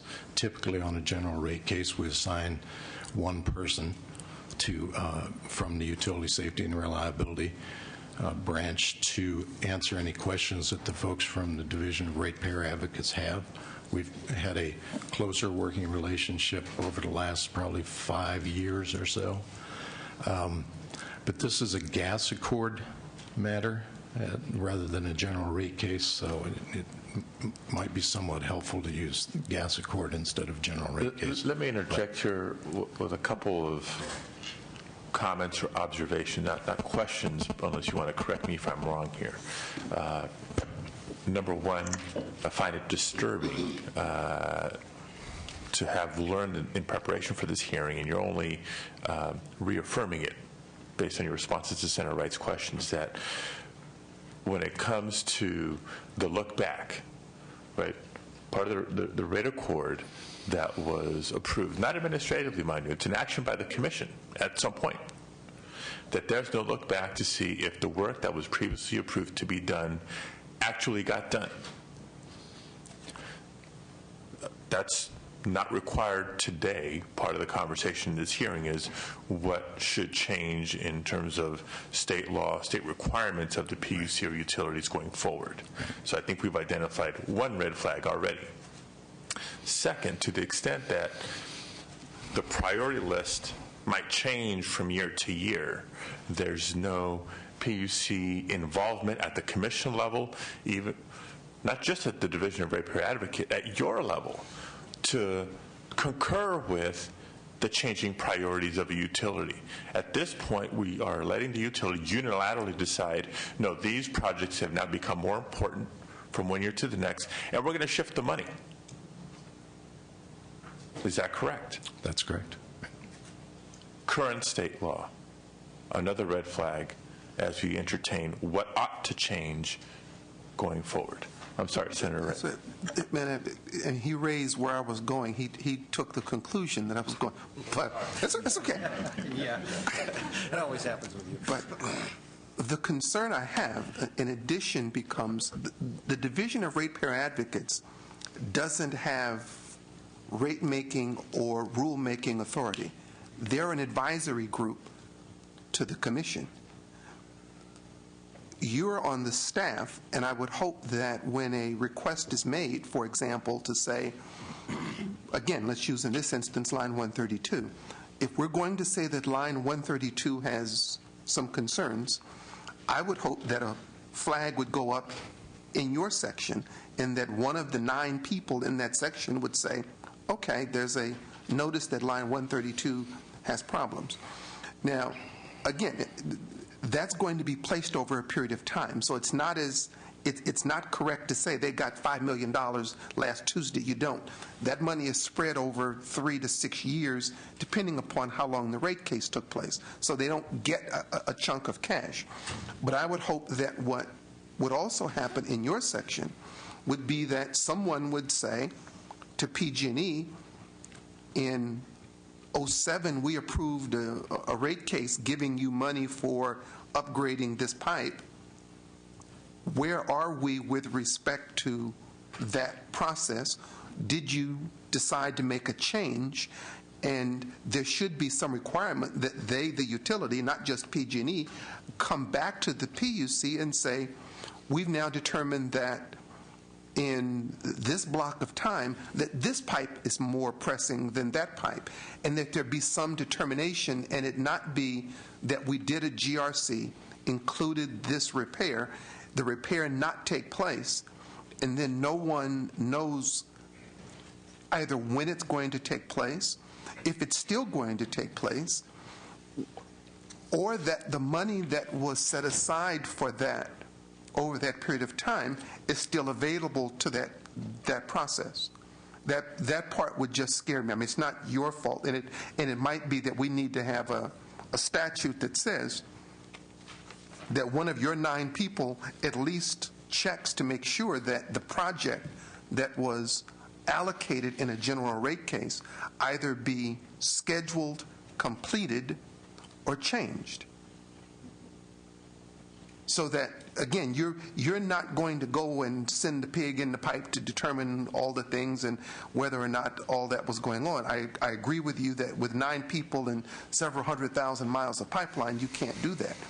But what I would hope that you would do would be to monitor the completion of the projects themselves, so that there is some check and balance that the project that was proposed is actually being carried out in some manner that's consistent with whatever it is. If they say they need 3 years to carry it out, and you allocate them the money in the rate case over that period of time, that someone is at least determining that those projects that were allocated in the general rate case are followed. Unfortunately, sir, the Division of Ratepayer Advocates cannot and does not do that. Their function is to determine, they might be in the general rate case arguing that the money should not be spent in the first place. They might be in the case arguing that there are other issues, but they ultimately are an advisory group. You, on the other hand, should be able to contribute to the administrative record and then follow that up to determine whether or not those repairs take place. I'm looking, as I am to your testimony, we have a regulatory hole that we need to plug. Because if you don't follow what took place after those things were made, then there's no one to ever go back and see that it took place. Even if PG&E would decide that they don't want to do the repair or something else is more pertinent, that should be a part of a record someplace that some human being someplace made a decision that this was more important than that. And then at least we have a record to rely on.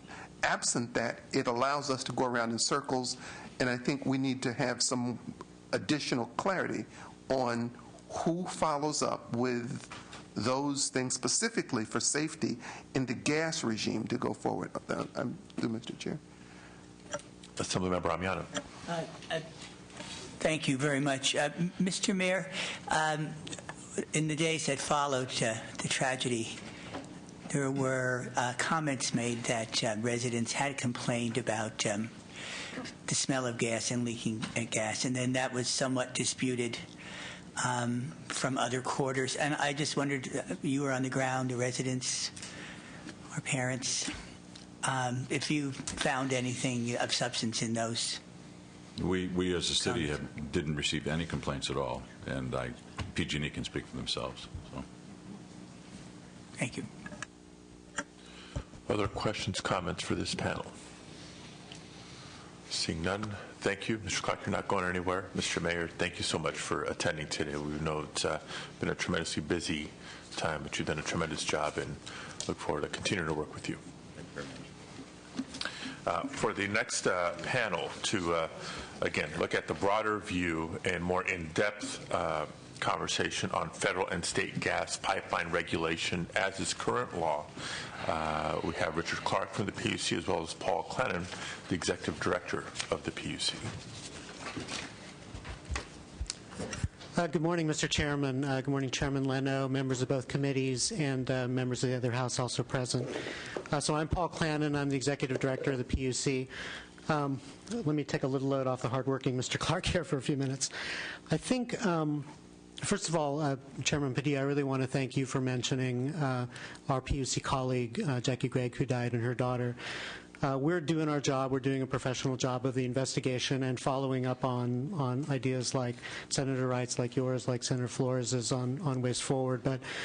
And we're going to talk about that a lot today. But while we're doing that, we're also remembering Jackie. It's well known now, I think, that Jackie worked at the Public Utilities Commission for 20 years. It may not be as well known that her area of expertise was this subject, was natural gas.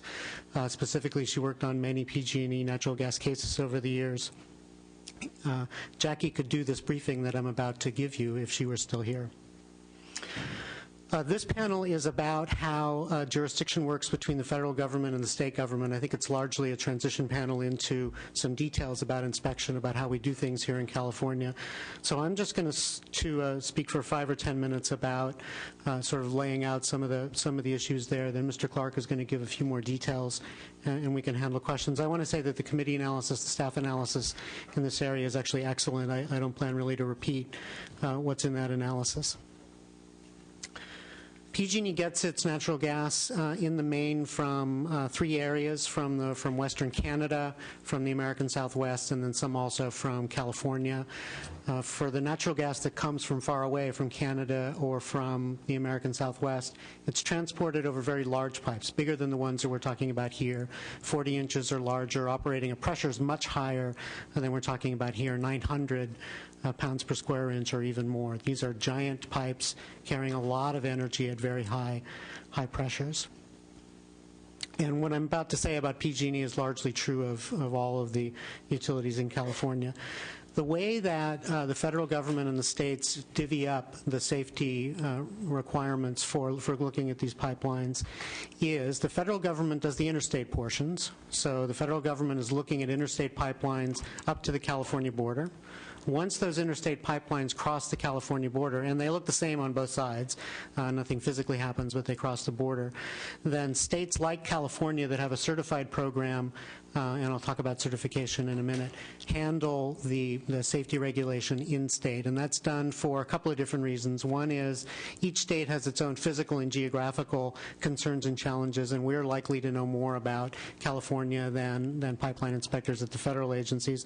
Also, the rate making is a very important part of safety. We're starting to get into that discussion here, and that's exactly the right discussion to be having, along with some of the discussion about specific safety programs that we're also beginning the discussion of. So there's a very good reason why there's a federal-state handoff of safety jurisdiction. And in California, the Public Utilities Commission takes over safety regulation of the pipelines when they arrive in California, including the interstate, the very large pipelines that go from the border that, for our purposes this morning, some of those pipelines terminate in Milpitas at the terminal where the workers were working and having the problem with the electricity supply on the day of the accident. At that terminal in Milpitas, in this situation, the pipeline pressure is stepped down, and then more pipes go out into the areas. In this case, there are 3 pipelines going from Milpitas up towards San Francisco, up through the peninsula, and line 132, obviously, is the one where the accident occurred. That's one of 3. We work at the federal level. We at the Public Utilities Commission work with the Pipeline and Hazardous Materials Safety Administration, PHMSA. That's an element of the Department of Transportation, works under Secretary LaHood there at the Department of Transportation. The rules that we enforce, by the way the handoff works, are the federal rules. That doesn't mean that we don't have a role in helping to set the federal rules, that we don't have a voice, that the federal rules may not need changing after we know what we find out about what happened in San Bruno. The rules themselves are federal rules, and in fact the way that the Public Utilities Commission and the other certified states handle this is that our rule explicitly cites the federal rule. When the federal rule changes, our rule changes automatically, and this is spelled out in your staff analysis. So the Public Utilities Commission is vital for ensuring the safety of the pipelines really in 3 ways. We participate at the federal level in helping the federal government set the standards here. I expect personally the results of the investigation of San Bruno to result in ideas. We're going to hear some this morning that California may want to be advocating for at the federal level for changes to those rules. So an important way where we participate, number one, helping the federal government set the rules that then apply in California. Important thing number two is all the rate making, is making sure that the utilities, PG&E, the other utilities, some of which you're going to be talking with this morning, have the money to do the work that they need to do and have the right degree of oversight. And I expect that we're going to continue that discussion that you were just having about the role that the PUC ought to be playing in the way that money is spent and in that oversight. And then the third way is one that the third way that the state, third role that the state plays in safety of the pipelines is by our enforcement program, is by making sure that the utilities are meeting those federal standards, making sure that our audit and our inspection programs and our enforcement of violations creates a safety culture at the utilities. I read the article in the San Francisco Chronicle. I'm very familiar with the PUC's record in finding utilities. We actually fine and order restitution significantly of the entities under our jurisdiction to the tune of something like $500 million over the last decade. The reason that you don't see fines in this area, not just in California but in many other states as well, is that a better way to ensure safety is to make sure that a utility that sees violations on its own has every incentive to report them so that we can get them fixed, so that we can move both the rules and the utility compliance with the rules forward. That can be characterized as self-reporting, and self-reporting is an element of it, but it's also a better way to look at it is creating a safety culture at the utility. We retain the ability to fine utilities for egregious violations. We need not to be too specific about what the Commission might do in Rancho Cordova, for example, but one thing on the table there will be penalties possibly to be adopted by the Commission on PG&E. I expect that, depending on what we find in San Bruno, and it's worth remembering, by the way, we don't know yet what caused that explosion, but depending on what we find in San Bruno, there may also be some concerns that PG&E needs to be fined or penalized in some other way, but we don't know that yet. Sir. On that point, and I think this will help us understand the relationship between the federal and state gas regulators, it seems to be our understanding that the NTSB is the final word. I would characterize the NTSB as the investigator with the expertise and the labs. We participate in that investigation, but I don't have the labs. The NTSB does, to be the fact finder about what caused this explosion. An area of NTSB has many areas of expertise, but creating a safety culture at the at PG&E and the PUC, that's our focus, not the NTSB. So I think of the NTSB as the fact finder about what happened to that pipe. Was it sometime in 2009 that the NTSB made the determination in Rancho Cordova that it was PG&E's fault? It is, at the end of 2009. It was the end of 2009. Mm-hmm. So we're now almost a full year later. What is it, given their determination, that has kept our CPUC from taking an action? We were slow and we should have been quicker. What's the process once you receive word from the NTSB that a utility in California is at fault, especially when there's a death involved? What's your process after that to take action? Yeah, our own investigators take the NTSB findings and whatever findings our own investigators have as well. They write up what you can think of as a bill of indictment, as a sort of prosecutorial document to propose to the Commission. That's been done, and then the next step is for the Commission itself to receive that document to make a finding that it's adequate to begin a formal investigation. Think of it as the prosecution. So that's the stage we're in right now. Okay. I don't want to be prejudging here, but given that death was involved, I would think, and guilt determined, fault determined, faulty pipeline installation caused a man to die, that with the federal government making that determination, there's reason, if only to send a message that we take this seriously, that you might, I don't know what greater priorities you might have in dealing with a predetermined guilt. Yeah, on Rancho Cordova, on moving from investigation to the consideration of penalties, we were slow. We should have been quicker. And I don't know what else to say about that. What kind of penalties are within your realm? So the statute defines the potential penalties, and I'll characterize them as $20,000 per violation. A violation can be per day, for example. So depending on how long that pipeline was out of compliance, the potential penalties can be great. And by the way, I need to say that it's the commissioners who will formally open this investigation and then determine whether any penalties are justified, and if so, how high. And their jurisdiction relative to penalties is all determined by statute? It is. And does that statute, and I'm sorry, I don't know this area of law, does that statute allow for mitigating circumstances or special circumstances such as death or the amount of destruction or the amount of property that's destroyed, nature of the situation? Does that allow for any aggravating circumstances? I don't think that it does. So that's something that could be lacking in statute. That may be a place to look. Okay, thank you. I want to let you finish your presentation, but I do have one question that may influence the balance of your presentation.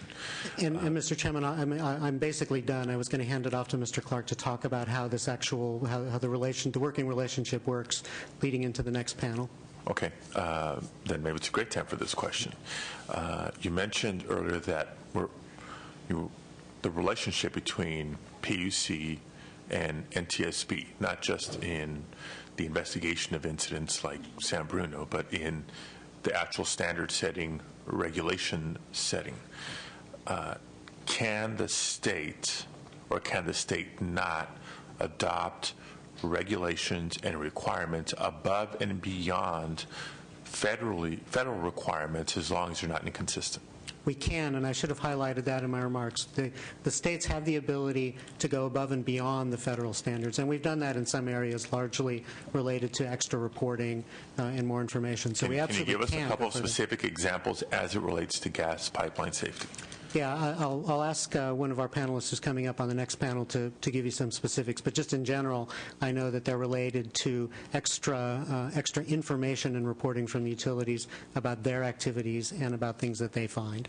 And I'll ask the next panelist to give you a specific or two. Thank you, Chairman Padilla and Chairman Leno. I'm going to take you through some of the regulatory framework between the federal government and the California Public Utilities Commission. In 1995, the PUC adopted sections of 49 Code of Federal Regulations pursuant to gas safety, and we produced those in our General Order 112E.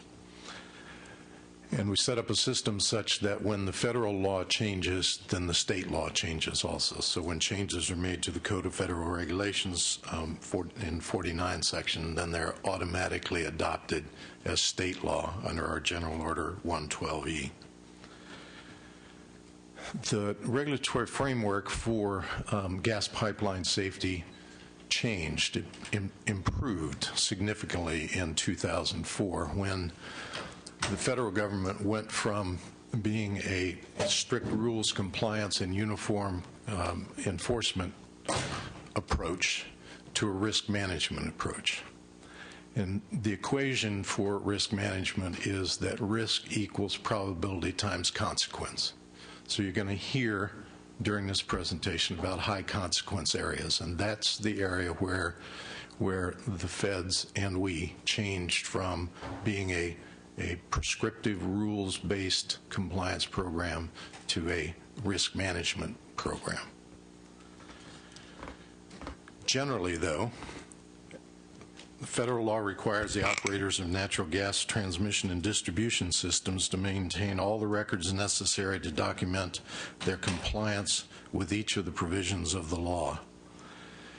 The law requires each operator of a natural gas system to have a procedure for continuing surveillance of its facilities to determine and take appropriate action concerning changes in class location, failures, leakage history, corrosion, substantial changes in cathodic protection requirements, and other unusual operating and maintenance conditions. The operators are required to have a procedural manual for operations, maintenance, and emergencies, an excavation damage prevention program, an emergency plan, a public education plan, a drug and alcohol testing plan, procedures for investigating accidents and failures, a control room management procedures, operator qualification program, a gas transmission pipeline integrity management plan, and a gas distribution pipeline integrity plan.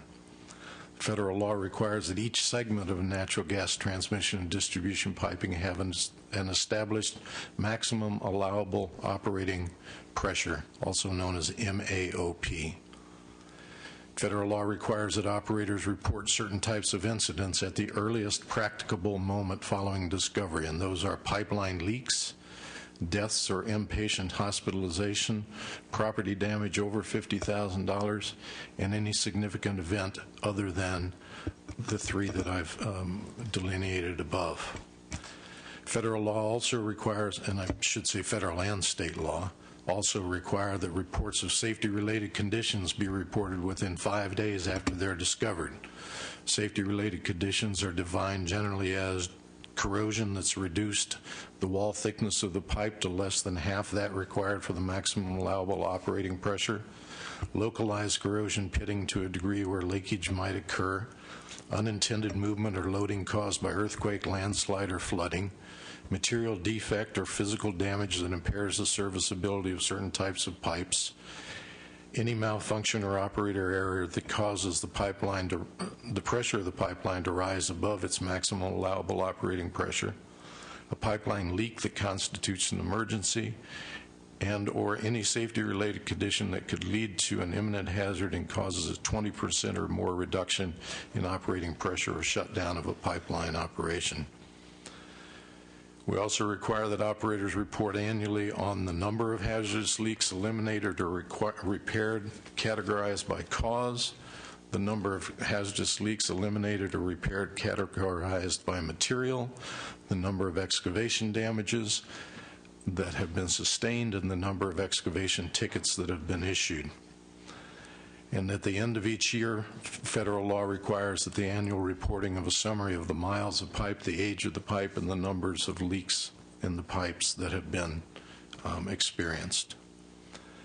With respect to inspections, the utilities are required for Class 1 and 2 locations of transmission lines. Are required to patrol them. This is what we talked about earlier in terms of driving by or flying over and looking for evidence of leakage.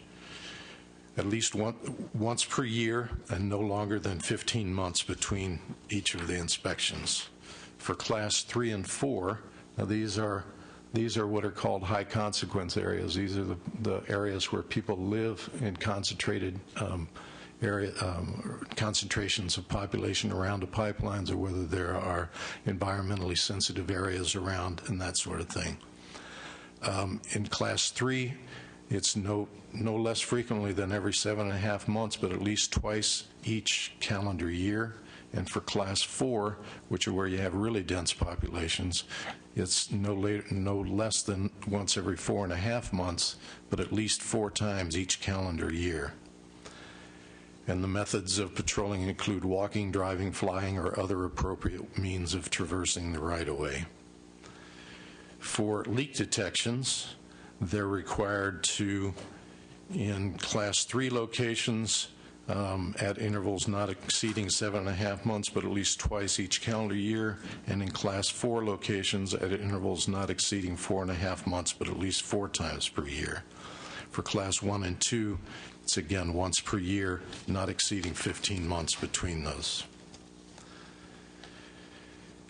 As I said earlier, in 2004, PHMSA inserted Subpart O to the federal regulations. This was as a consequence of a change in law that occurred in 2002, I believe. And this establishes a risk-based assessment program that requires operators of transmission pipelines to, one, identify all the segments located in high-consequence areas, which are areas adjacent to significant population or frequently used areas, to develop an integrity management plan, to program to reduce the risk to the public in such areas, 3, to undertake a baseline integrity assessment and inspections at all segments located in the high consequence areas within 10 years. 4, to develop a process for repairing any anomalies found in these inspections. And 5, to reassess these segments every 7 years thereafter to verify continued pipeline integrity. 1/2 of these baseline assessments were to be done by December of 2007 and the remainder by December 2012. And they're to look at corrosion, welding defects and failures, third-party damage, land movement, and improper operations. Lastly, high-consequence areas are the areas where pipeline integrity management programs are required. Again, this is concentrating risk management programs on the high-consequence areas, that part of the equation of risk management that these folks are focusing on. One of the elements of an integrity management program is the identification of all the high-consequence areas. The regulations provide specific methods to identify high-consequence areas. In general, they take into account the number of buildings intended for human occupancy and their proximity to the pipeline. To determine which segments of an operator's transmission pipeline are covered by the gas transmission integrity management rules, an operator must identify the high consequence areas in its service territory, and for each covered segment, they're required to identify the associated threats and risks, prioritize the segment for assessment, and evaluate the merits of additional preventive and mitigative measures. So PG&E has about 1,000 miles of high consequence areas and about 4,700 miles of non-high consequence area pipeline. Southern California Gas has 1,178 miles of high consequence area and 2,821 miles of non-high consequence. SDG&E is 165 versus 77. And Southwest Gas is 3 miles of high consequence and 17 of non-high consequence. I hope this has been helpful to give you an idea of the granularity of the oversight of this incredibly consequential substance called natural gas, and these are the things that we look for in our inspective regimens. Other folks will be talking about those sorts of things in later panels, but these are the things we look for to make sure that they have these programs in place. And to test the programs, to test them by going out and turning a valve, testing them, to go out and reading the pressure, by going out and looking at the results of the tests that have been done and that sort of thing. It's not just a paper audit to make sure that they have it done. We actually go out and take a look at what they've done and how well they've done it also. Thank you.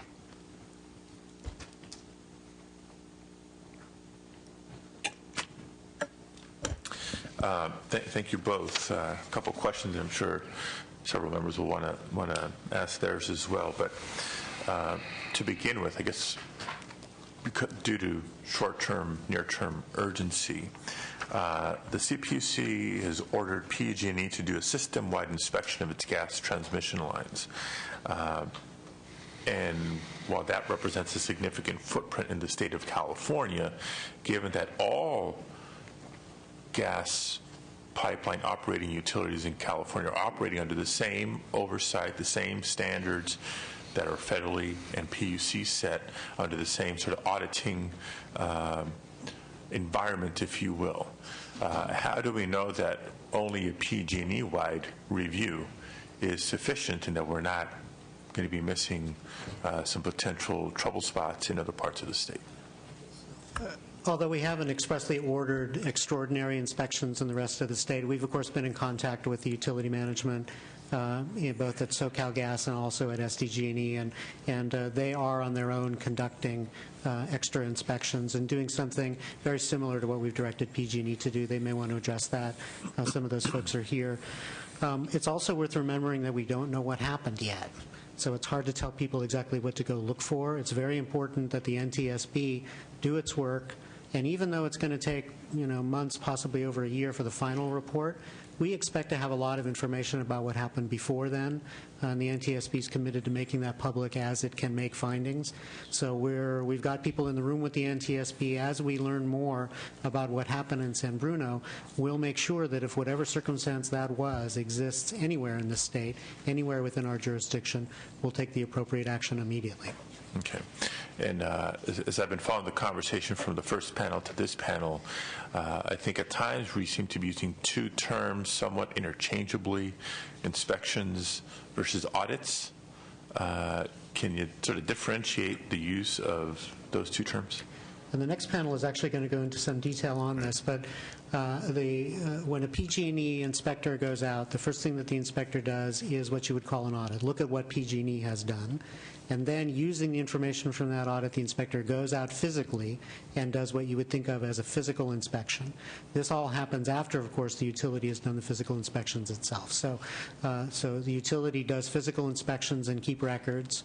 We look at the records, use the information from that look to go out ourselves to look and inspect. Okay. And to the extent, and I know you touched on it in the presentation, but, it's, I would imagine, if not impossible, certainly very, very costly and time-intensive to audit and or inspect every single inch of gas pipeline in the state of California on an annual basis.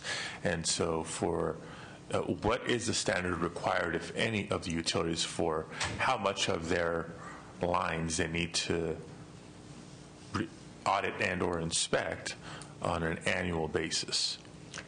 I apologize for keep on saying, I know the next panel is going to get into some detail on that. I know it is. But in general, the federal standards have the utilities inspecting every part of their line, every inch, not a selection, with certain mechanisms annually and with other mechanisms more frequently than that. And you'll be getting some more details on that here in a minute. The PUC's regime involves looking at every district, every division in each utility around its gas pipeline operations every 2 years. So we, for example, looked at Line 132 in 2008, and our look at Line 132 was in progress this year.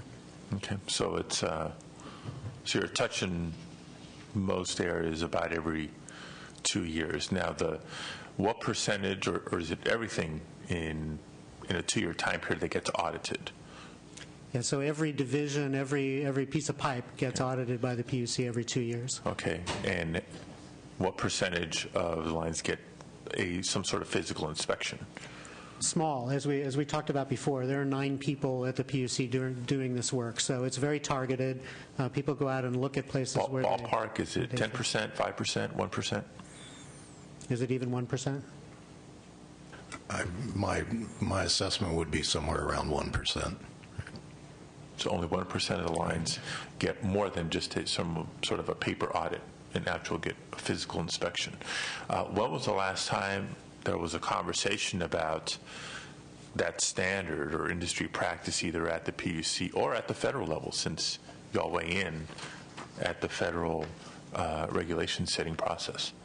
We're partway through now this 10-year process of implementing the new federal standards that came in 2004. By the way, those federal standards were the result of a pipeline accident that happened in 2000. There was federal legislation, the states weighed in, that was then implemented in 2004. So we've all been implementing since 2004 a 10-year assessment of the whole transmission grid with these new standards. So really the last time this was looked at in detail was leading up to the 2004 change, and it even had San Bruno not happened, it's appropriate to begin this discussion again as we finish that implementation. But we also belong to professional organizations like the National Association of Pipeline Safety Representatives, which are an organization of representatives from all the states who participate in the PHMSA program, and we have continuing conversations with them about how to improve gas pipeline safety. Okay, and that's helpful. But from an official standpoint, if you will, at the state or the federal level, are we set to any specific time period, whether it's every 5 years, every 10 years, for when we revisit the methodologies of inspection and or audit, or do we simply wait for the next big catastrophe to remind us to look at it again? Well, we're 6 years into this 10-year implementation of the new rules, and that's what I meant when I said it's the appropriate time now to start leading up to changes to those, even had this terrible thing not happen. Now is the appropriate time to start thinking about the next round of changes. There's also, of course, a lot of technology change. There are two things happening in the pipeline system. The first is it's all getting older. The pipeline that we're talking about here was built in 1956. Parts of Line 132 were built even almost a decade earlier than that. So the infrastructure is aging. At the same time, inspection methods, PIGs that you know about, inspection methods are improving. The technology of that is improving every day. So it's not at all static in any way. And just to follow up on an issue raised by Senator Flores earlier, we know clearly now you have 9 inspectors to do this on a statewide basis. Is that the reasoning or justification behind the about 1% or maybe 1% at best inspection, random sample inspection? Would we be better off if we doubled, tripled, quadrupled the size of your capacity for inspections? Would that be better practice? Has the number of inspectors and a budget request to increase that number been discussed at the commission level? Are the budget requests along those lines? More inspectors could do more, and that's obvious. And it's also important to remember that on the government side, on the regulator side, we're never going to be able to substitute for the resources and the responsibility of the utility operators. So increasing the number of inspectors can be a good thing, but only if it's embedded in a situation in which the utility keeps the responsibility and the incentives and the accountability and the culture for keeping the system safe. The government, the regulator, is never going to be able to substitute for the utility in that area. No, I agree. There's actually a separate question I have, but when was the last time the commission heard from staff we need to increase the number of inspectors? We're actually in the middle, of course, of developing the budget proposals for next year. But when was the last time the commission heard from staff we need to increase the number of inspectors? This year. And what was the number of inspectors requested? 4. Additional? Yes. And I would hope it's been an annual request? It's not. This is the first time that there's been a request for an increase in inspectors in some years. Okay. Well, that's certainly enlightening.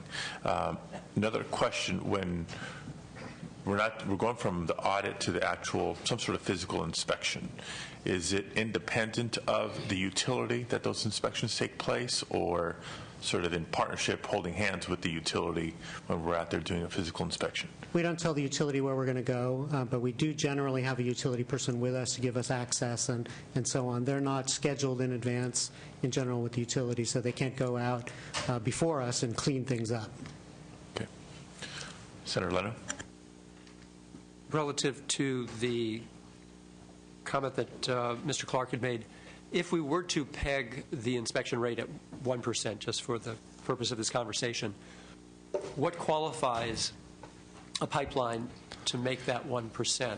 Going back to the statement filed by PG&E with the CPUC of the San Bruno pipeline that risk of failure at this location is unacceptably high.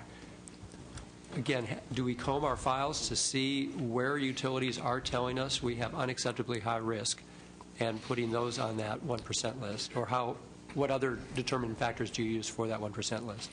Right. We are not looking for that. What we are looking for is when we look at the utilities records, when we look at their experience in terms of accidents, and when we look at the other sorts of inspections that we may have done during the course of time in that particular area, staff then determines where it wants to actually go out in the field, as Mr. Clannon said, without telling the utility where we're going until we're made up our mind where we're going. We go out there and we look at whatever it is that staff member thinks is necessary to look at.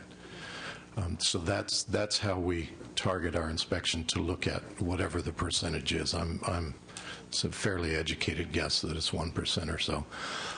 In terms of staffing, I just wanted to say I actually answered a question incorrectly earlier. I did add one more staff to this program. It went from 8 to 9. I took a person from our electric generation performance branch and transferred that person over there as an increase for the utility safety and reliability branch, and that was probably a year and a half, 2 years ago now, I think so. And I just want to go back to that statement again on file. You've sort of brushed it aside a couple of times when I brought it up. Is that an unimportant bit of information? Is it so common that we don't pay attention to it? Does this kind of recognition of risk by the utility itself very small? Is that universe small? Is it in the tens, hundreds, thousands? I just think that's, if we have that on record, and I keep pointing back to it because that's where we had the problem. Yeah, I think we can improve the information flow from the rate-making side of things and the utilities' identification of needed projects and the safety side of things.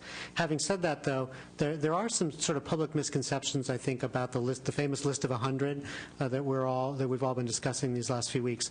That's not a list of dangerous sections of pipe. That is PG&E's management's view. It's a snapshot. It's done every year and updated of projects, of transmission projects that need doing. Sometimes the project is just look at it more closely. Sometimes the project is replace it on a particular schedule and so on.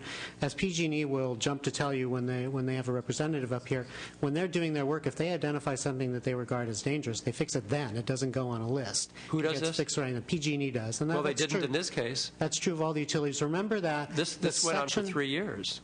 The section where the explosion happened was never on that list. And by the way, I think that's a discussion worth having. And frankly, the discussion that alarms me the most about both the federal and the state implementation of these rules is the part that blew wasn't on that list. The part that blew never set any flags for us, for the federal government, or for PG&E. That's the part that alarms me the most. But if they had gotten to the San Bruno pipe that they requested funding for in 07, didn't do anything with, came back in 09, still didn't do anything with, wrote you a letter, which you have on file. I know it's on the ratepayer side, not on the safety side. And that there should be, and I think that's a good point that you made, there should be some coordinated communication between the two, because that's where a lot of the important information is. They pointed out, in their own words, risk of failure at this location unacceptably high, that whether it was that 30-foot stretch or not, who knows what you would have found out if you'd been a mile up or a mile down. But thank you for that suggestion. I know Senator Wright has a comment. Did you also? I'm sorry. Okay, right to clarify, I'm sorry, Mr. Okay. You have 9 inspectors on the construction side. Is that on the side of your division? On the safety side, that's correct, sir. Are there other personnel who do administrative work in that same division? So is the total number of employees who do gas safety 9 employees, or is it 9 employees who do inspections? Those are actually 9 inspectors. We have a program project supervisor who is half-time there, and a program manager who's half-time there also, and a little bit of clerical support. So in terms, for example, of monitoring the paper, not necessarily the physical work, but in terms of monitoring paper to determine that monies were spent on projects, there are other staff who would do that and wouldn't necessarily be the same 9 people. No, it would need to be those 9 people, because the program or project supervisor, I mean, it's a supervisory person. He or she has to supervise all 9 of these people. And then, in addition, the program manager has the whole electrical and communications infrastructure side of things also. So if there's somebody who's going to be looking at the continually evolving list of the priorities of projects that PG&E and Southern California Gas and San Diego Gas and Electric are doing, that's a substantial amount of work, and that would be over and above these folks, particularly if we want to improve the number of actual physical inspections that they do on site at the same time. Let's say that a pipeline is replaced in a locale, and whether it's SoCal or PG&E, when that construction takes place, are there other local or state or county or some personnel who actually review the construction and make sure that it's done to a standard, or do you take their word for it? For example, if I'm building a house in San Bruno, when I pour the foundation, there's an inspector who will come look at the house and sign off that the foundation met some level of specification. When the gas meter is installed in a house, there's an inspector who comes and verifies that the gas meter was installed relative to some specification. When the framing is done, every step of a house requires a sign-off by some inspector, typically at a local level. When a telephone company is putting cable in the ground, there's an inspector who comes to verify that the cable was placed in the ground and that the street was replaced according to some specification. On your gas side, who actually comes out and monitors the construction of the pipeline when that work is done to make sure that the correct size of pipe was used? I mean, I've seen projects, for example, in my life where it called for .375 pipe, and they determined that that's not what it was, because somebody actually came and said, this ain't .375, and that piece of pipe had to be yanked out and replaced. So when these projects are done, there are other people aside from the PUC who monitor and look at the construction going forward, I would think, right? I'm sorry that I don't know the answer to that question, but I will certainly get back to you and let you know. But you would admit, you would agree, though, for example, if I'm changing the gas service at my house in Los Angeles, someone from the city will come and inspect the gas service change. So even though I hired a contractor who was licensed to work as a plumber with a heating specification, the city will send someone to actually sign off on the application of the gas service. It's not just my contractor, and it's not just SoCal Gas, but the city will actually verify that that gas service was installed according to some specification and that the right parts were used. I mean, a number of times there have been changes in the law, and the inspector will come back and say, you put in a part 292 and you needed a part 293, and it's taken out. Right. So I'm just saying, your inspectors work in concert with other people who review the construction and the other things going forward. So, I mean, somebody would come back, for example, and assure that if you changed out a section of pipeline, one of the things that would become important, in fact, this was a death that occurred in Los Angeles. The street was replaced 1.5 feet lower than was originally called for in the blueprints. And so 10 years after a piece of gas pipeline was changed in Los Angeles County, the street was actually 1.5 feet lower. And you'd say, well, what does that matter? Because there was a guy with a ditch witch who was installing cable, and he thought that he could go down 2 feet, when in fact he could only go down 6 inches. And so they never found blood, by the way, because there's a big crater where he and the ditch witch were. But they discovered that when the street was replaced after that change of pipeline, that the contractor didn't fill it back to the same height. And so the blueprint that was given to that worker was inaccurate, and it caused an explosion and killed about 3 or 4 people. I'm just saying, so there are other people who are involved in this process. It's not just you, and hopefully it's not just PG&E or Sempra or whoever else is handling gas lines.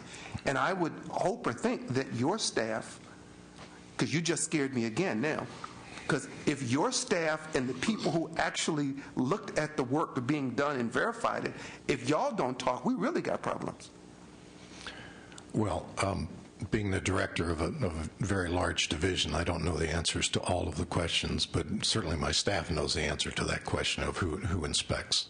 And I could certainly make a telephone call and find out for you. But you know what I'm saying? But I would hope that, for example, that you would have something on file that would verify that PG&E says we put in pipe with the electronic stuff that goes around it, that we sealed it with asphalt, that somebody other than PG&E's person looked at it and said, yes, in fact, that took place and it was there. And someone said that this pipe is X number of feet underground, that above it is X, and that the street replacement is X, and that all of that would be on a file someplace so that if someone were going to dig a swimming pool in their backyard, that they would have the ability to know exactly where the pipe was, how deep it was, and how close their swimming pool was to that pipe. I mean, and I say a swimming pool because one of the things that you have to do when you're going to dig a swimming pool is you have to get notification as to where gas lines are. In fact, there are pipelines, and sometimes you'll see where there's a notice above ground that says, call us before you dig. Okay, well, somebody had to know what it was, and that had to be recorded someplace. Otherwise, you wouldn't know how deep you could dig. That's a safety measure that I would hope that you would keep up with, and you would work in concert with local government to determine that we know how deep it is, when it was installed, what was installed, that the protective equipment is still working. Someone has to monitor that. In addition, it's clear that the utility has the obligation to do the maintenance, but I'd be afraid if you said that you guys don't have at least a paper trail in addition to spot audits to make sure that the work got done. Senator Sullivan. Mr. Clark, you've mentioned culture of safety. How do you measure that? Measuring safety of cultures is very difficult. There are some measures out there. It's an area of safety oversight that numerous agencies are taking a look at, trying to measure safety. For one thing, you look at whether or not there's a just culture, and that is whether or not someone who sees who's made a mistake in the operation, the installation of a piece of pipe, can come forward and turn themselves in and not be punished for the fact that they came forward and said, I made a mistake and others can learn from this. That's one element of it. Another element of it is you look at how frequently the CEO and the COO are involved in discussions with their management and the rank and file about safety and the importance of safety, because the safety culture starts at the top. It's a matter of leadership. It has to employ the bottom at the same time. The folks at the rank and file have to be involved. I'm looking for specificity. So, for instance, if a hospital is going to be, you mentioned risk management and how that is driving a lot of your decisions, and it's evolving. If a chemical plant or a petroleum plant, they have a specific audit that they have to go through, including some of the things you mentioned. If a hospital has to go through an audit for risk and assessment, do you have a tool like that, either within your toolbox or within the federal standards, or is that another thing that's evolving when it comes to management of these types of facilities? That's an area that's evolving, very much evolving. So while culture of safety is important, there is no metric, there is no physical audit you go through. It's largely more general in nature. That's correct. Right. So the insurance companies look for that in terms of liability, to the best of your knowledge? I mean, would they look at a PG&E versus somebody else and say, these people have a greater culture of safety? I mean, I used to be in the restaurant business. My insurance companies wouldn't come in for workers' compensation purposes and look for me. Do we know if we have anything like that? I don't know whether the insurance companies look at that as part of their underwriting or not. How about just in terms of federal guidelines towards public agencies like your own? Are there best practices when it comes to measuring your own ability to have a culture of safety and regulatory oversight?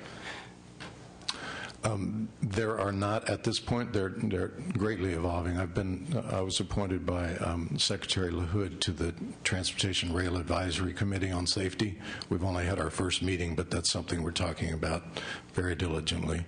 The NTSB, as part of their inquiry into the Chatsworth collision, had a panel on culture, safety culture. So as you go through that, I mean, culture of safety being so important, since you brought it up, it's fairly arbitrary in this field at this point. I mean, you oversee these inspections, so you must have at least some intuition.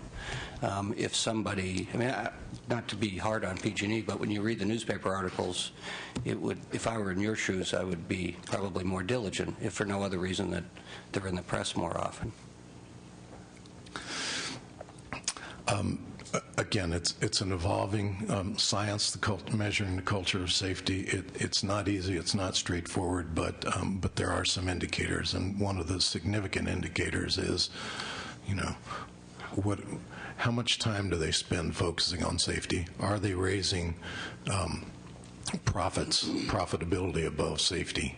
And are they operating as effectively and safely as they can to you know, make the maximum amount of profit at the same time that they're have the highest level of safety that's appropriate? It's very difficult to measure, but there are lots of people much more intelligent than me working on this. Well, I hope we look at other fields like the ones I mentioned who've learned and have more specificity when they look at that kind of difficult to measure general atmosphere. On the 9 inspectors, if we were to look at other states, how do we compare with other states? I assume because of the size both of the state of California and the inventory, that are we more or less? Do we know? I don't know the exact answer to that, but I can certainly get back to you and let you know. Okay, I appreciate it. Thank you, Mr. Chair. Thank you. Directors Clannon and Clark, thank you very much. Oh, we have one more question. I'm sorry. Assemblyman Hill. Thank you, Mr. Chair. It's my understanding that under federal law, pipeline operators must report to government regulators whenever they exceed the maximum pressure for which a pipe is rated. But if they fix the problem promptly, they don't have to report it, report anything. Does the state of California, does the PUC have a similar rule, and how do you handle that?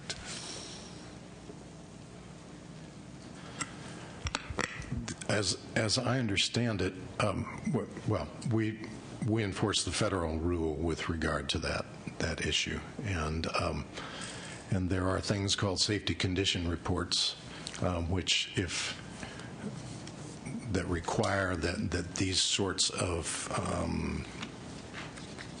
events be reported to the federal government,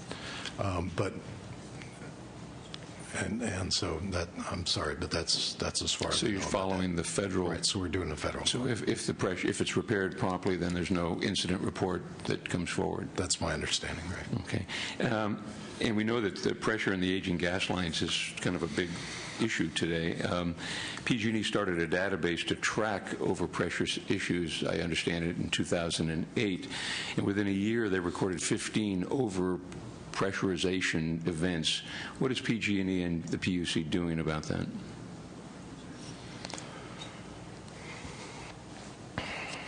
I don't know the answer to that specific question. I'm sorry. If I could just, one more. I guess this covered a current and former PUC employee who were interviewed complained about feeling pressure to go easy on utilities. Now, this is anecdotal. And they were quoted as saying, "We don't use the statutory authority we've been given. That leads to a cycle of apathy among staff." Do you have any comments about that? Well, I don't know who made that statement, and you know, there are folks who are less than happy with their jobs, I suppose. But I don't think you're going to find those in the utility safety and reliability branch, and I frankly don't think you're going to find them in my division, because we do grounds-up strategic planning. We involve our rank-and-file people in the planning of our goals and objectives, our priorities, our work plans, the whole 9 yards, and we empower them to make decisions at the lowest possible level, relying upon their expertise. And I don't substitute my expertise for them. And I've spent a career in law enforcement, if you will, beginning as a labor law investigator and enforcement person for 27 years before I came to the PUC. And in the 10 years I've been there, we've done almost $500 million in penalties and forfeitures. So I don't know where that disgruntled individual comes from, disenchanted individual comes from. But I'd, be happy to talk with them if they wanted to come and talk with me about what their experience is, because that's not my experience. And just one final question, if I could. Since this incident in San Bruno, the issue of the 100 or the top 100 high risk, even though we're learning that it's not necessarily high risk, however, it would, I think, indicate those particular sections of pipe or locations where something needs to be done. So a repair should be accomplished in that sense. Now, over the years, PG&E makes repairs, and some of them are more serious or more urgent than others, obviously, and there's a triage or a prioritization that goes forward with that. I've been looking for a list, and we've requested it from PG&E and requested it from the PUC, of a top 100 list of those pipes, those issues, those that Senator Leno referred to, and we've talked about the point that's 2.8 miles north of the incident location that's in South San Francisco, where we had different ratings over a 4-year period of that pipe to determine, so someone is actually monitoring, and hopefully the PUC, where those dangerous locations are, where those high risk that could result in consequences, severe consequences, are located. Is there such a list? And if there isn't, will there be one? Under the current regulatory framework, we do not maintain such a list. We don't look at that. So, no, there is not such a list that exists within our organization at this point. PG&E has a list, and I believe that list has been made public. It has, but that's not the 100 that we're talking about. I think that's the difference that we have. But thank you very much, Mr. Clark. Sure. Thank you, Mr. Chair. Director Clannon. Director Clark, thank you very much for your assistance today. Your service is concluded. We'll see Director Clannon a little bit later. Thank you. Thank you. So we're going to ask our fourth panel, the maintenance, inspection, and financing of gas transmission pipelines. Please join us.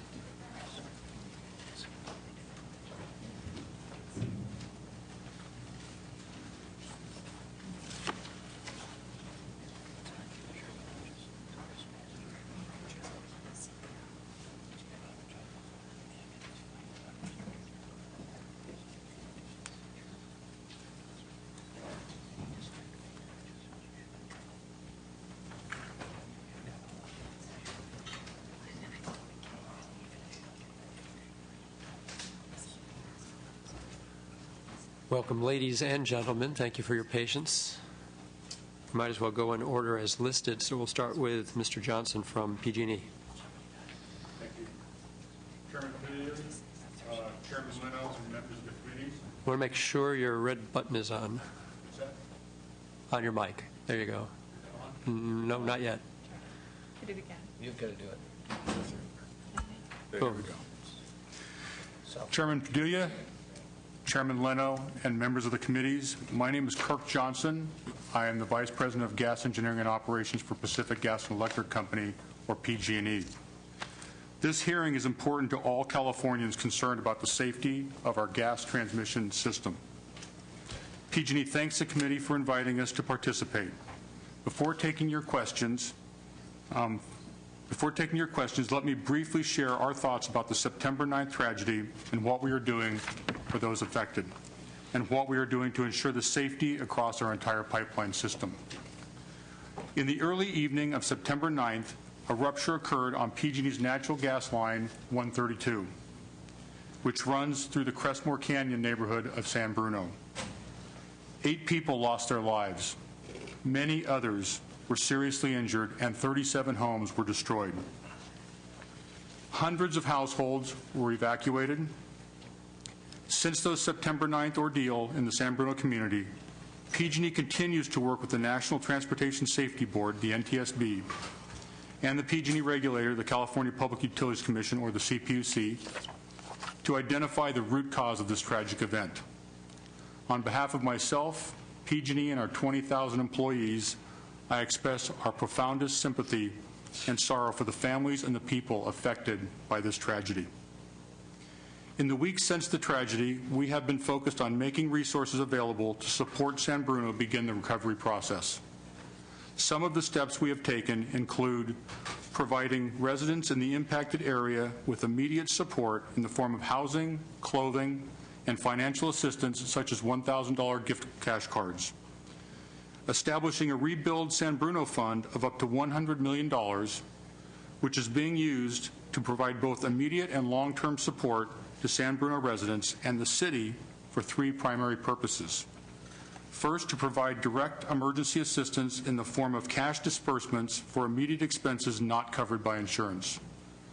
Second, to ensure that residents are reimbursed for costs or losses that may not be covered by insurance, and to provide financial assistance to the City of San Bruno for certain costs it incurs as it responds to this accident, and to help rebuild and repair the public infrastructure and facilities. With regard to the Rebuild San Bruno Fund, PG&E provided San Bruno officials with an initial check of $3 million to help compensate the city for certain of its estimated expenses incurred to date. We have also distributed checks to hundreds of households in the amounts of $15,000, $25,000, and $50,000, depending on the extent of the damage the household experienced. Residents have not been asked to waive any potential claims in order to receive this assistance. We know there is a long road ahead. We continue to be committed to the people and the community of San Bruno. We will do what's right to help rebuild the community and to help people rebuild their lives. Safety is the foundation of everything we do at PG&E.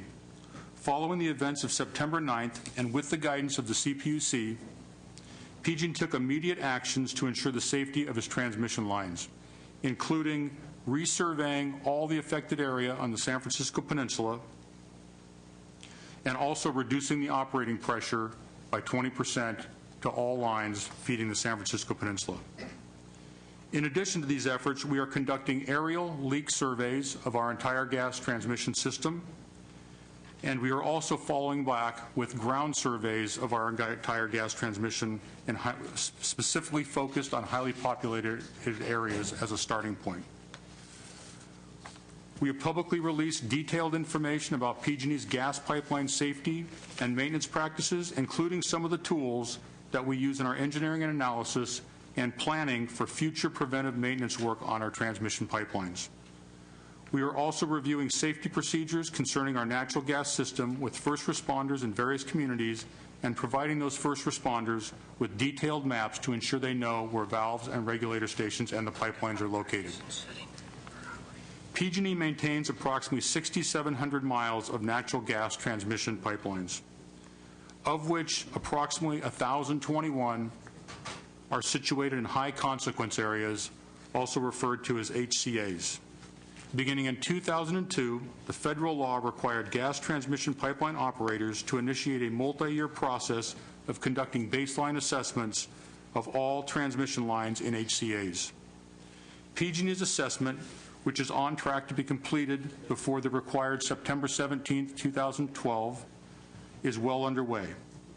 Through the end of August of this year and pursuant to federal law, PG&E has performed baseline integrity management assessments on approximately 737 of its approximately 1,021 HCA miles.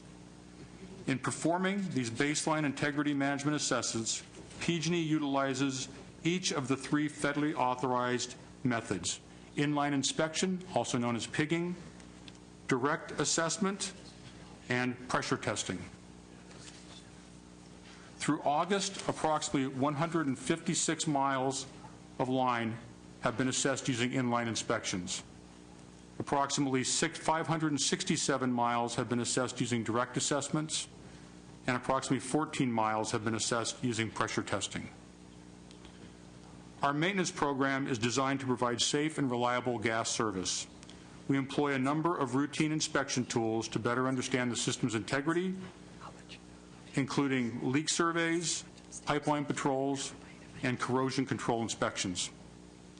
In 2009, PG&E spent approximately 300,000 labor hours on transmission pipeline maintenance items. In terms of safety and gas leaks, PG&E provides immediate, around-the-clock response to all gas odor calls. All gas transmission pipelines are leak surveyed at least once each calendar year and not less than once every 15 months. And PG&E conducts inspections on the corrosion control system 6 times a year. We are also members of Underground Service Alert USA, Dial 811, a one-call system for locating all underground facilities, which we are required to do within 48 hours of a request by an excavator and before the excavation may begin.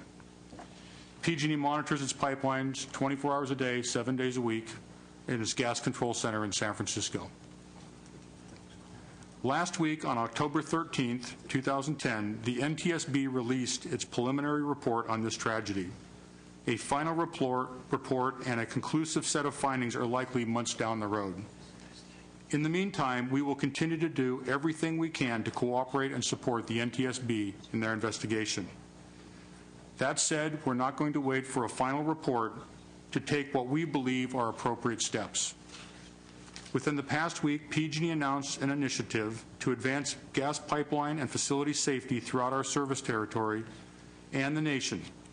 Pipeline 2020 is a new PG&E program to guide the utility's efforts to strengthen its natural gas transmission system through a combination of targeted investments, research and development, improved processes and procedures, and tighter coordination with public agencies. The program will focus its company efforts on 5 major categories. First, the modernization of critical pipeline infrastructure. Second, the expanded use of automatic and remotely controlled operated shutoff valves. Third, we will spur the development of the next generation of inspection technologies. Fourth, we will develop leading industry practices. And fifth, we will enhance our already strong public safety partnerships. Pipeline 2020 is a step forward. There will be many others. We will continue to cooperate fully with the NTSB to investigate the causes of this tragedy and to learn from them. We will continue to cooperate with the CPUC and the newly created independent review panel to help ensure pipeline safety and prevent a reoccurrence of the September 9th tragedy. We continue to reach out to our local communities and local officials and as transparently as possible communicate with them about pipeline safety, about shutoff valve locations, and our emergency response plans. We view this hearing as an important part of a larger dialogue about how best PG&E and other utilities can ensure public safety.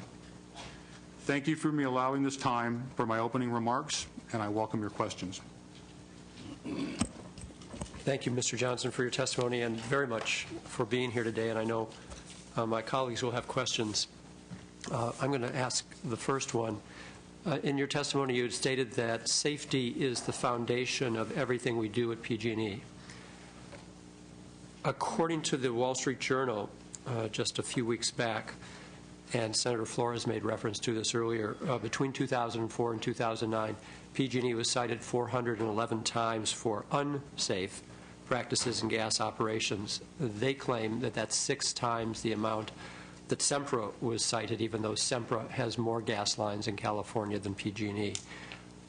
If this is accurate information, and given that there have now been 2 deadly explosions regarding PG&E infrastructure in just 2 years, what might PG&E be doing differently or better so that your claim of safety being the foundation of everything PG&E does better aligns with the facts? Senator, I can't speak to the information you just shared. I don't have it in front of me, and I don't know the basis for that. But I can share that PG&E's top priority is safety. If we see a safety issue or recognize a safety issue, we deal with it immediately and appropriately. In terms of what can we do better, that is a discussion that we want to have ongoing. And as I mentioned, our Pipeline 2020 program is a step in exactly that direction. Any reason why there wasn't a Pipeline 2010 or 25 so that 9 people might be alive, or that this Los Altos home might not have blown up? There should be a recognition that there's a problem before we can fix it. In terms of what happened in San Bruno, I think it's been said several times here, we don't know what is the root cause of the San Bruno incident. And when we do know that cause, we will work that into all the work that we do at PG&E, and I'm sure other utilities do, to ensure that those things never happen again. Okay. Colleagues, Assemblyman Hill. Thank you, Mr. Chair, and thank you for being here today and responding to the questions. The initial NTSB report indicated that PG&E did not dispatch a crew to shut off that valve that was leading to the ruptured pipeline until 6:45, about 34 minutes afterwards. That report did not indicate a reason for that delay. Do you have a reason for the delay?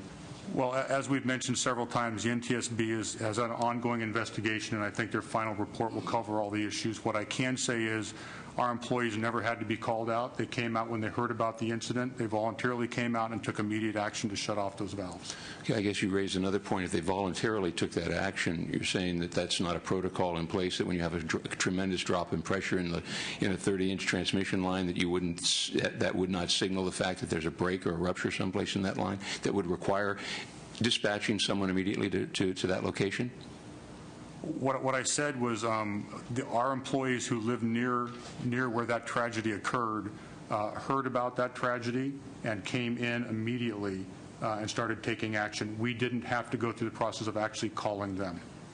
So I guess what you're saying is that if you had to call them, it would have taken longer than the 34 minutes to get someone dispatched. I don't know all the details around what the NTSB is doing for their investigation, but that's covered in the investigation itself. The entire timeline is under the NTSB.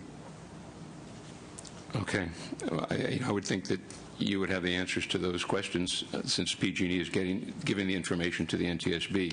Okay, you've said that in your, I guess it's the 2020 analysis or update and the program for 2020, that you are going to replace many of the natural gas shut-off valves to either automatic or automatic remote valves in your system. Is there a timeline for that? Will that be done before 2020, and will the PUC be able to track those improvements as they move along?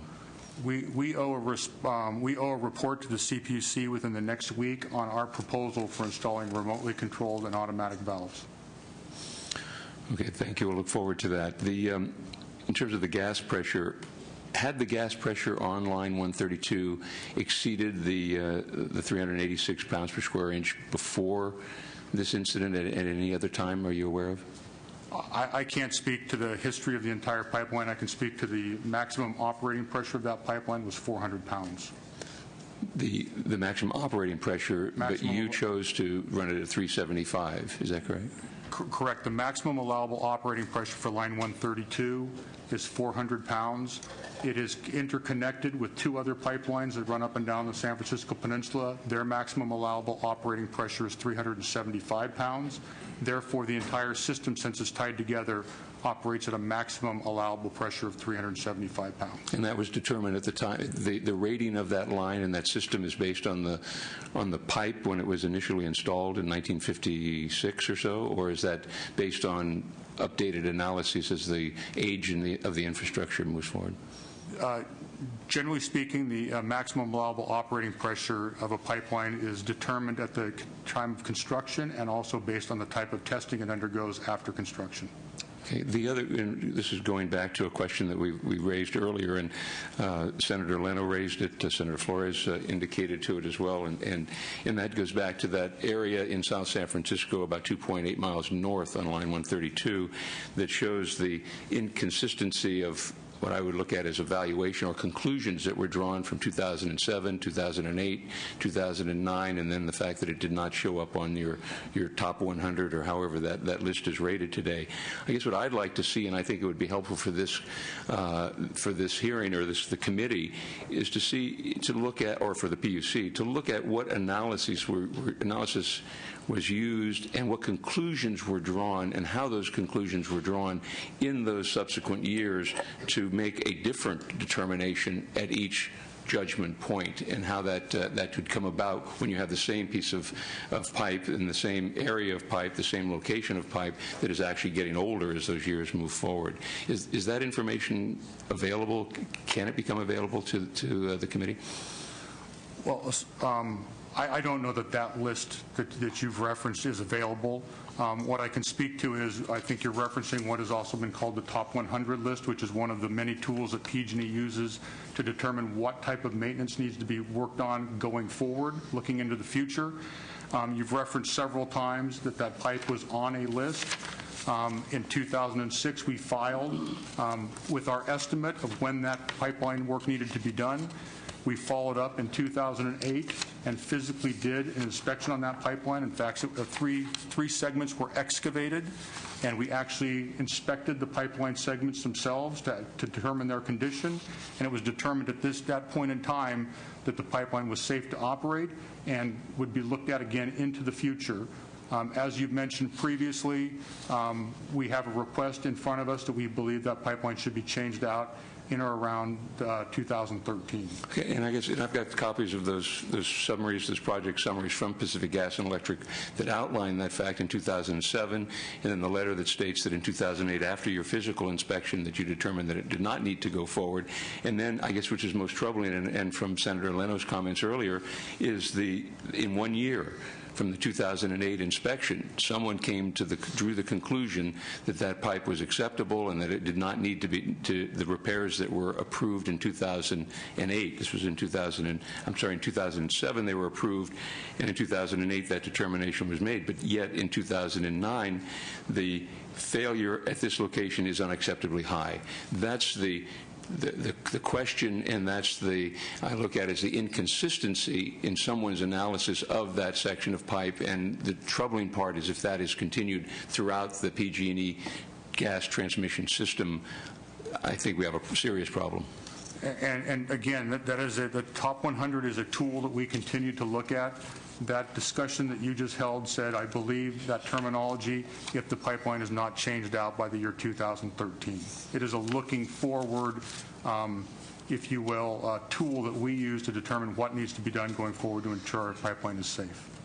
Okay. Thank you very much. Thank you, Assemblyman. Without objection from the committee, we're going to hear the entirety of the panel, and then we'll come back and ask questions. Ms. Ura, did you want to go next? Sure. Good morning, Chairman Padilla, Chairman Leno, and members of the committees. My name is Jane Ura. I'm the Vice President of Regulation and Rates for Pacific Gas and Electric Company. I'm here today to discuss the regulatory recovery process for investment, maintenance, and operations of our gas transmission systems. Thank you for this opportunity. And before I discuss these matters, I also want to extend my sincere condolences to the San Bruno community and the people who have been affected by this tragedy, which also includes some of my own extended family. PG&E's gas transmission operations and maintenance and capital expenditures are approved by the California Public Utilities Commission through a rate case, which generally approves expenditures for a period of 3 to 4 years. Rate case proposals are prepared by project managers who are knowledgeable about the conditions of PG&E's facilities and equipment and responsible for the continued safe, reliable operation of PG&E's gas transmission systems. These project managers forecast the work that needs to be performed and the cost to perform the work over the years covered by the rate case proposal. PG&E forecasts its expenditures about 2 years prior to the beginning of the effective date of the rate case. Since the rate case period covers a period of 3 to 4 years, we in fact look into the future 5 to 6 years at the time we file our rate case.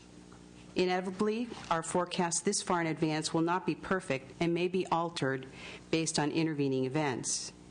Just as with any business, unexpected needs arise, and the company sometimes must reprioritize work and adjust its budgets to address emerging issues, including unexpected customer growth or infrastructure disruptions from emergencies or extreme weather. PG&E uses the best judgment and experience of its employees to respond to these evolving conditions, to reprioritize work and spending as necessary. It is critical to maintain this operational flexibility in order to guarantee safe, reliable, and responsive service to our customers.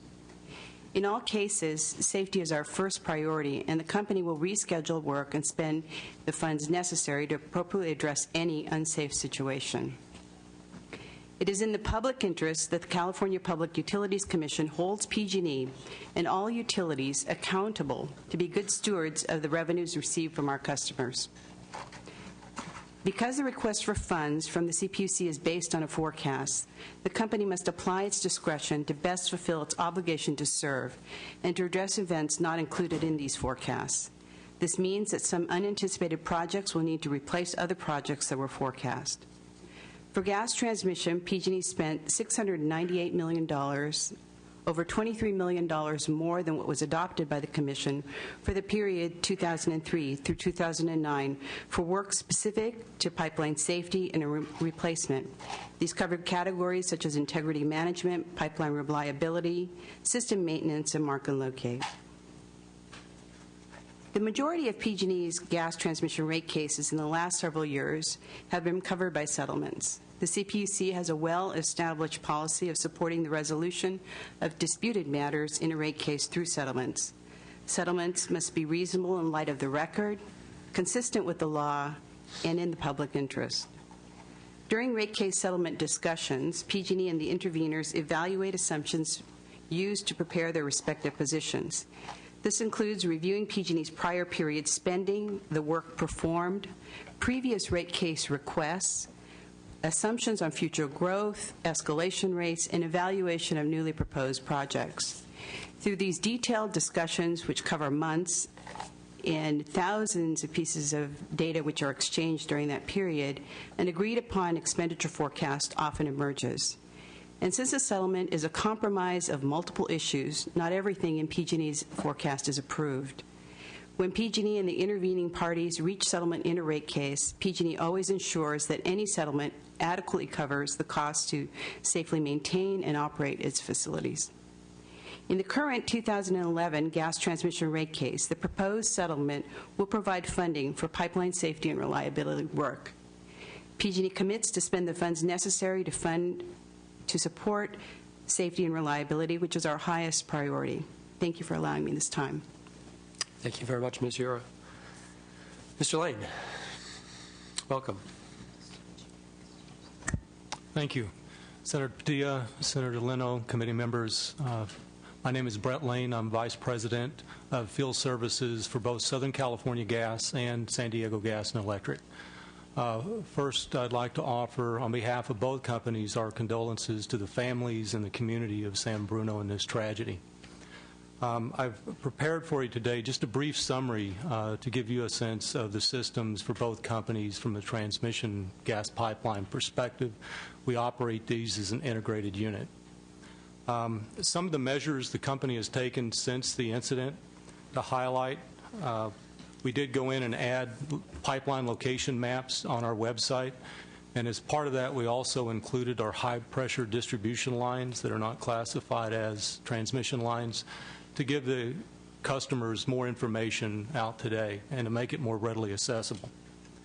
In addition, we provided additional information to all customers located within an eighth of a mile of the transmission line to make that information more accessible and to provide safety tips if they do happen to live within those areas. In addition, we've had numerous face-to-face meetings with local cities, counties, agencies, and we've also supplied to agencies, and in particular the first responders, GIS maps that can provide additional details on our pipeline locations.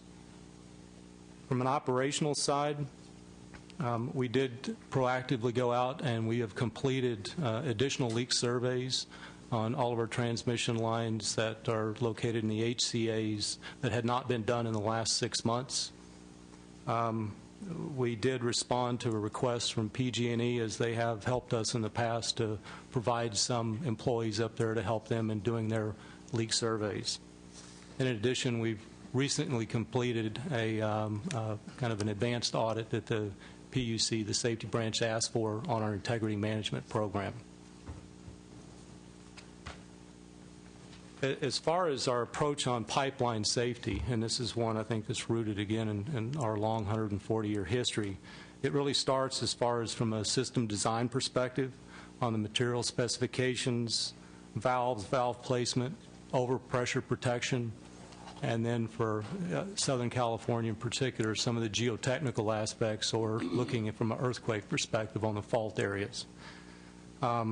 We do employ best practices. We're members of various organizations of looking at inspection and maintenance, our leak survey protocol, corrosion control, our preventative maintenance program, damage prevention, and our baseline process. We have our pipeline integrity program. It's also part of our overall pipeline safety system of prevention and mitigation plans, and then the infrastructure improvement plans.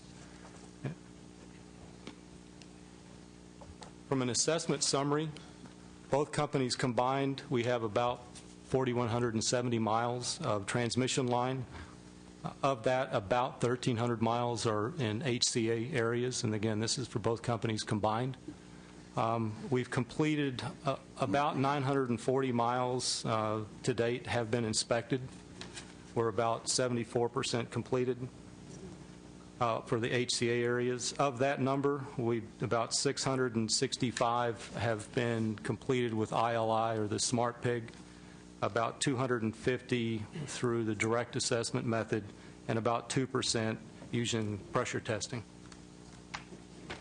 On the technology side, we've been actively involved with several outside agencies in fact, with some for over 50 years, including PRCI, AGA, GTI, and part of that is the collaboration of looking at what are the best practices from a construction standpoint, from an inspection, a maintenance requirement, and the development of future technologies. The one thing we've seen, especially since the program went in place in 2002, is the advancement of the technology on the Smart Pig, and it continues to evolve. That gives all of us a better assessment on the condition of the pipeline.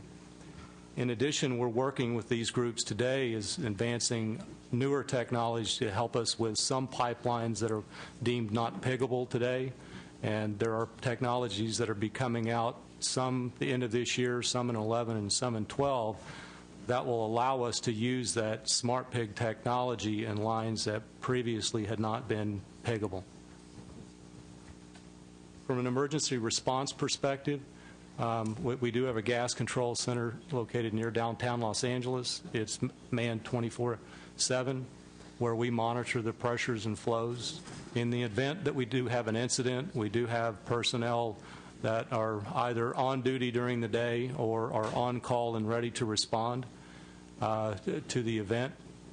If the situation warrants, we also have regional emergency centers that we will activate, bring in trained responders to the point of if it's a large major crisis, we do have a primary emergency operations center in downtown Los Angeles. We train annually with our personnel that come in to respond to these. We do try to bring in various first responder agencies such as the City of Los Angeles, the County of Los Angeles. We work closely with the OES as well and the fire departments of just trying to discuss really through what the response protocol is, the conditions we may face, and how we work together through these crises. From an integrity management perspective, from overall spending, to date, we've spent about $270 million in combined OM and capital, and that's only on the integrity management side as we move forward with the program. Thank you for the time. Thank you, Mr. Lane, for your very thorough presentation. So our next two presenters are from the California Public Utilities Commission. We'll start with Ms. Fitch. Yeah, sorry, we're both named Julie to make it even more confusing. And we both appeared to wear green today. I'm Julie Fitch. I'm the director of the Energy Division at the PUC, and my purpose was really to describe how the rate case and cost oversight process works from the PUC perspective. And some of this has already been discussed at a fair amount of length, so I'll try not to repeat too much of what Ms. Yura said or what was discussed in the earlier panel. But just to summarize, what I'm about to describe is really consistent with how rate making and cost oversight is done by PUCs around the country. There's nothing really particularly novel or different about how we do it in California compared to how it's done elsewhere. I'll also point out that in the case of the California gas utilities, the rate making is done in two different proceedings. The distribution level pipeline costs are covered in the general rate cases, along with other electric side, if it's a gas and electric utility, expenses like electricity distribution facilities. They're all covered together in the same general rate case for distribution level pipelines. For transmission level pipeline expenses, there's actually a separate proceeding. And in the case of PG&E, it's the gas transmission and storage proceeding, which is commonly referred to as the gas accord proceeding. Currently, we're operating under the fourth gas accord, which covers the time period 2008 to 2010. There's a fifth gas accord proceeding that's before the Commission right now for consideration. But typically the way these cases work is that the utility initially comes in with a proposal that's a forecast, as Ms. Yura said, of what they expect to spend over the forthcoming 3 or 4 year period. Along with that filing that the utility makes, they usually file very detailed work papers. Some of the references to the replacement project that was planned for line 132, about 3 miles north of the rupture site, was in those work papers that were filed initially by PG&E. Typically what happens after that initial filing, and sometimes practitioners refer to that as like a litigation position, it's the utility's sort of best case. They really try to justify why they need the funds that they're requesting. Then in recent years, mostly what happens is a settlement negotiation process ensues between the utility, the ratepayer advocates for Division of Ratepayer Advocates representing ratepayers in the state, as well as often the Utility Reform Network and some other parties. Sit down, negotiate what's reasonable. They look at, past expenditures in the past rate cases, look at, what's reasonable for a forecast, and come up with a settlement proposal that ultimately, in most cases recently, has been adopted by the Commission. And typically, those settlement numbers are fewer. The costs that are recommended are actually less than what the initial proposal was from the utility. And so, by its very nature, it's not possible for the utility to actually complete every project that they might have forecasted that they were going to do if they got less money approved by the Commission. So it's not unusual that particular projects may not get done because they weren't exactly granted exactly the request that they came in with initially. The other thing I would say is that when the Commission approves costs for pipeline replacement or safety maintenance, the Commission doesn't usually do that at a level of detail that would require a particular project to be done. Usually the expenses are approved in broad categories, and what's deemed reasonable is then up to the discretion of the utility to actually manage appropriately their safety and maintenance and reliability of their system.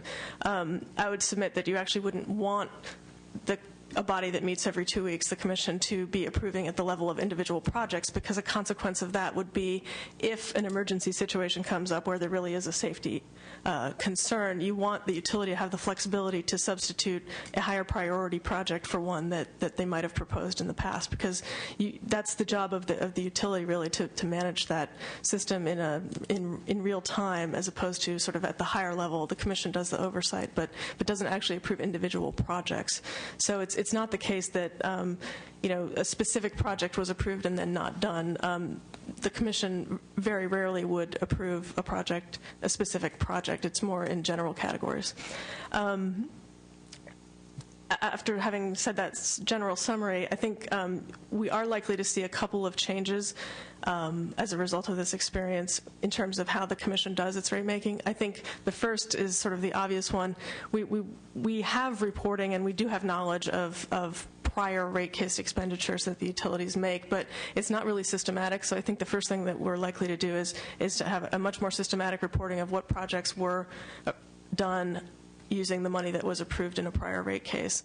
And secondly, I think you're likely to see more scrutiny of settlement agreements that come before the Commission. I think in recent years it's been convenient to say, well, if all the parties agree, it's probably reasonable. But I think there's likely to be more sort of digging into the proposals that are in there and ensuring that the funds are adequate to make sure that the safety and reliability is ensured. Thank you. Thank you, Ms. Fitch. Ms. Halligan, is this your presentation? Pardon me? No. No, that's not. You're not doing that. Okay. No. I don't have a presentation. Thank you, Chairman Leno, Chairman Padilla. My name is Julie Halligan. I'm the Deputy Director for the Consumer Protection and Safety Division, Rich's deputy. There are two deputies in that division. One of them covers the rail issues. I cover all the other issues, which include utility safety, gas, electric, telecommunications. Also have a couple other programs. But the Utility Safety and Reliability Branch is the part of CPSD that ensures that the utility systems are in compliance with the federal and state minimum pipeline safety standards. So these are the folks that go out and check the utility system. They conduct this program using three primary tools, some of which has been discussed a little bit earlier. They do audits of the utility systems. They do those regularly scheduled audits. They also inspect facilities and certain conditions, and they investigate all reportable gas incidents. The routine audits are constantly ongoing. There are, as I've said before, there are 9 of these folks. The PG&E system is separated into transmission districts and distribution divisions. There are 17 distribution divisions and 11 transmission districts. We will sometimes group those into inspection units. Some of the transmission districts are smaller. We'll group them together. Or a very large geographic distribution division will separate that into 2 audit units just to make those units manageable. But each of the distribution divisions we try to audit every 2 years, and each of the transmission districts we try to audit every 3 years. For the Sempra utilities, SoCal Gas and San Diego Gas and Electric, they're separated into regions, transmission and distribution regions, and we audit each of their regions annually as much as we can. We also conduct separate audits of all the utilities' system-wide plans that they have to maintain, their operation and maintenance plans, their emergency plans, drug and alcohol testing plans, their operator qualifications plans, their welding plan, joining plan for distribution. These are system-wide plans that the utilities are required to maintain, and we operate those, or we audit those we try to do it every 5 years, with the exception of the operation and maintenance plan and the emergency plan that we try to audit annually, basically. Those, I think Rich described earlier the detailed requirements that the utilities have to meet. And all of those requirements, the inspections and the maintenance they do, the repairs they do, they have to keep records of everything they do. And those are the records in each of the areas that we're looking at when we do our audits. When we audit, we have the authority to go in and look at all the records, documents, papers the utility has. We have the authority to go on utility facilities, inspect what's there, go into their offices. We generally notify an operator about 2 months in advance of an audit to let them know we're coming. That's necessary because there's a lot of documentation that has to be provided and available in the local transmission district office or distribution office, so that we have access to all those documents and can go through the records review fairly quickly. Prior to the audit, though, the audit team will look at the records that the PUC has, results of prior inspections, any findings, any reports of investigations that have taken place since the last audit in that area. We'll take a look at those things to see if they identify any specific areas of concern, things we want to focus on in the upcoming audit. The audit teams depend on the size of the unit being audited. Usually we have a lead engineer, and then either one or two additional engineers will help out if they're available. But as we've said, we have 9, so oftentimes it ends up just being 2 folks, unless it's a very large division like PG&E Sacramento division, which is large. When we start the audit, we'll look at their records. So we're looking at everything, but we're not necessarily looking at every document. So we will have access to their leak survey records, their leak repair records, their cathodic protection surveys and repair records, their line patrolling records, valve inspections, vault maintenance, odorization sampling, changes in class locations or changes in maximum operating pressure, their dig-in one-call tickets that they have. We'll have access to all those records, but by necessity we end up doing a spot check. We try to identify, based on the information we have, what areas warrant close concern, but we just simply can't cover them all. As we're doing the records review, the folks will identify and notify the utility of specific facilities they want to see in the field, things that they want to inspect. They'll typically go and have the operator operate a valve, open and close it, see if it works. When they're doing something like that, they'll also take that opportunity to check the operator qualifications of the person doing the work. They'll make sure that they're qualified for the covered task, and they'll ask that operator questions. Hypotheticals like, what would you do if you weren't able to do this? What does that mean? Who would you contact? Sort of just testing their basic knowledge of the job that they have to do. We'll also go out and check cathodic protection readings. We'll check just whatever of note we want to look. If there's been new construction done recently in that particular division or district, we'll go out and take a look at that. Again, it's fairly, I don't want to say random, but it is by necessity a spot check. At the conclusion of the audit, we'll do an exit meeting. We'll summarize all the results that we have, the findings that we've come up with.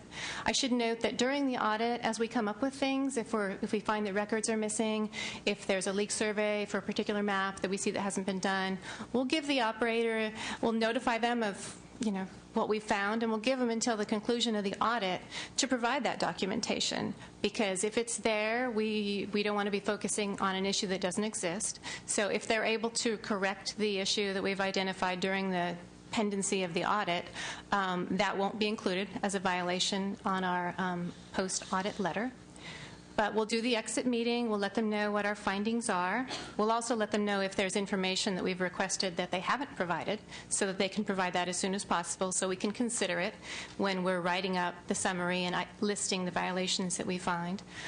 We try to get those letters to the utilities within a couple of months as circumstances allow. And then the utilities have a period of time to respond. And they typically indicate whether they agree or disagree with the violations we've identified.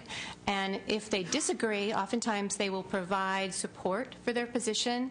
If it was, for example, an operator qualification violation where we didn't see that a particular employee was qualified to do the task that he had done, they may provide records of that operator's qualifications to resolve that particular finding.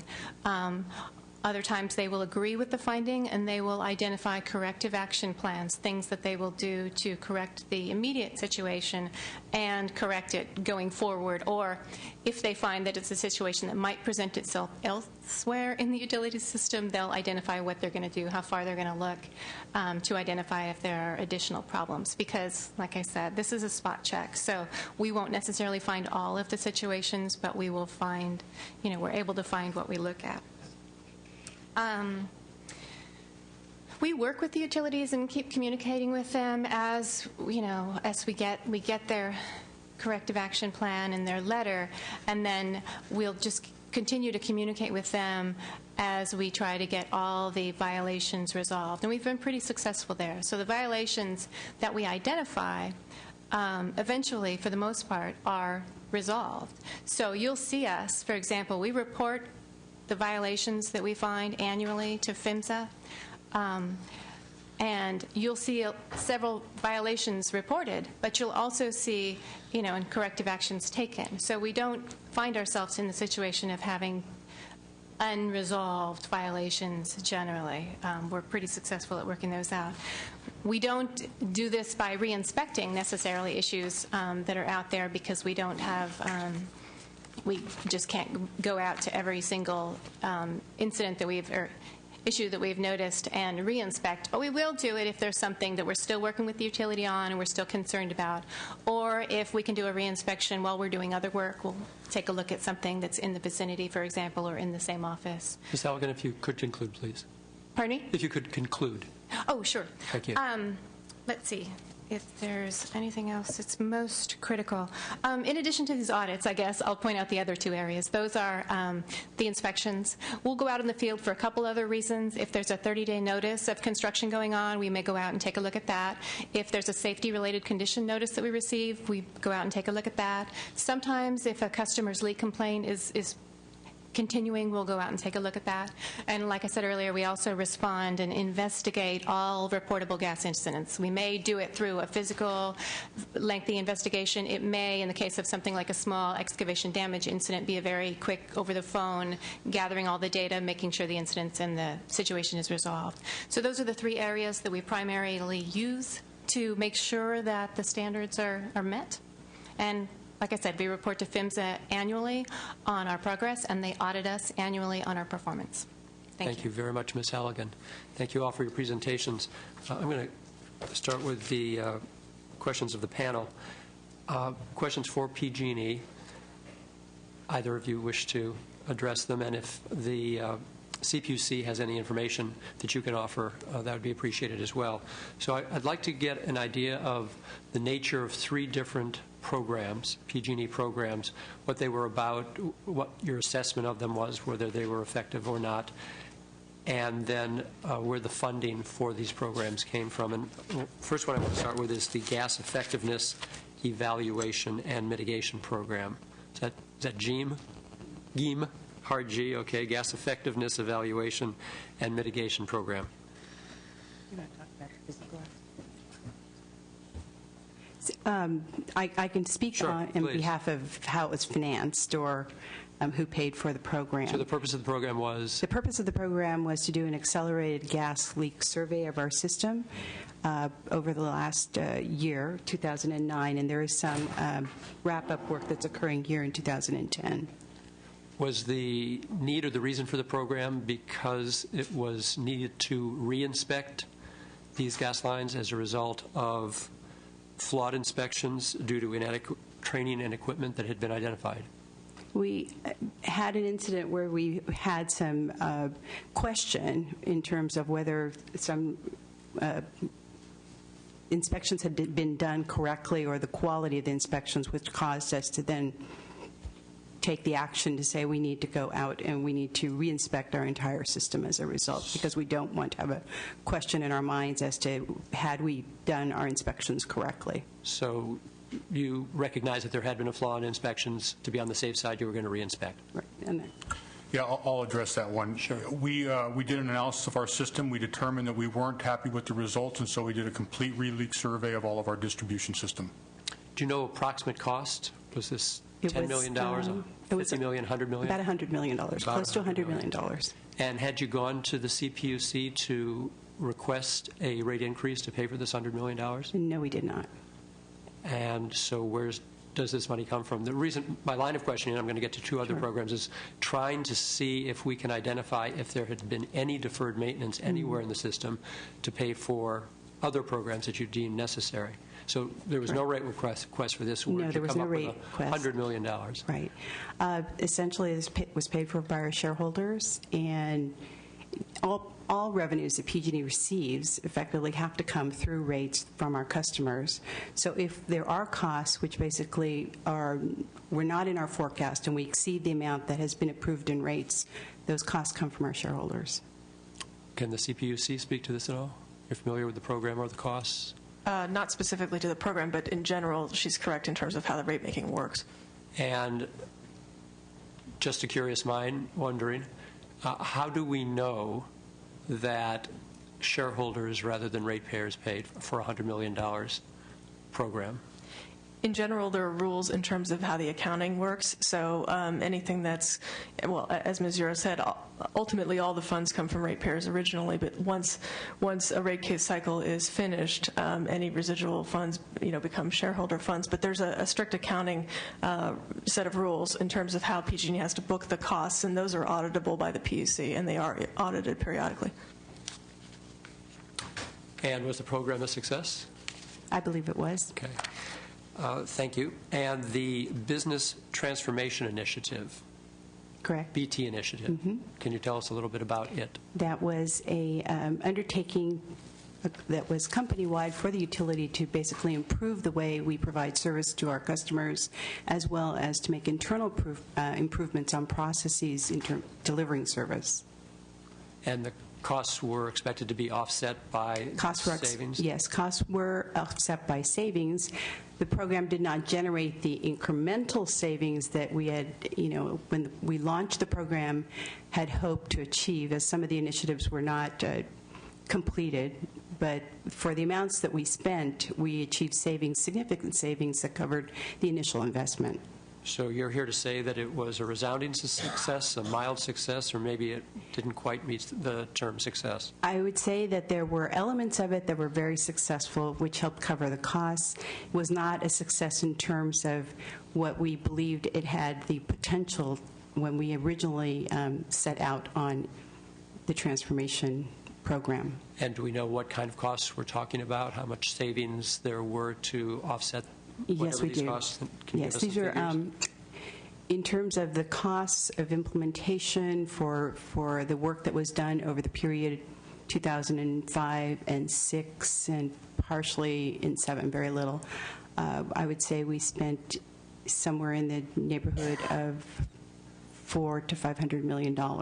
So it's a big program. It was a big program, but in addition, those costs, as I said earlier, were recovered through savings that we achieved in terms of our internal processes. And were any of these costs a part of a rate case request? No, they were not. In fact, in our 2007 rate case, we explicitly presented this program and actually gave a rate reduction in our request, assuming that we would achieve future savings and passing those on ahead of time to customers.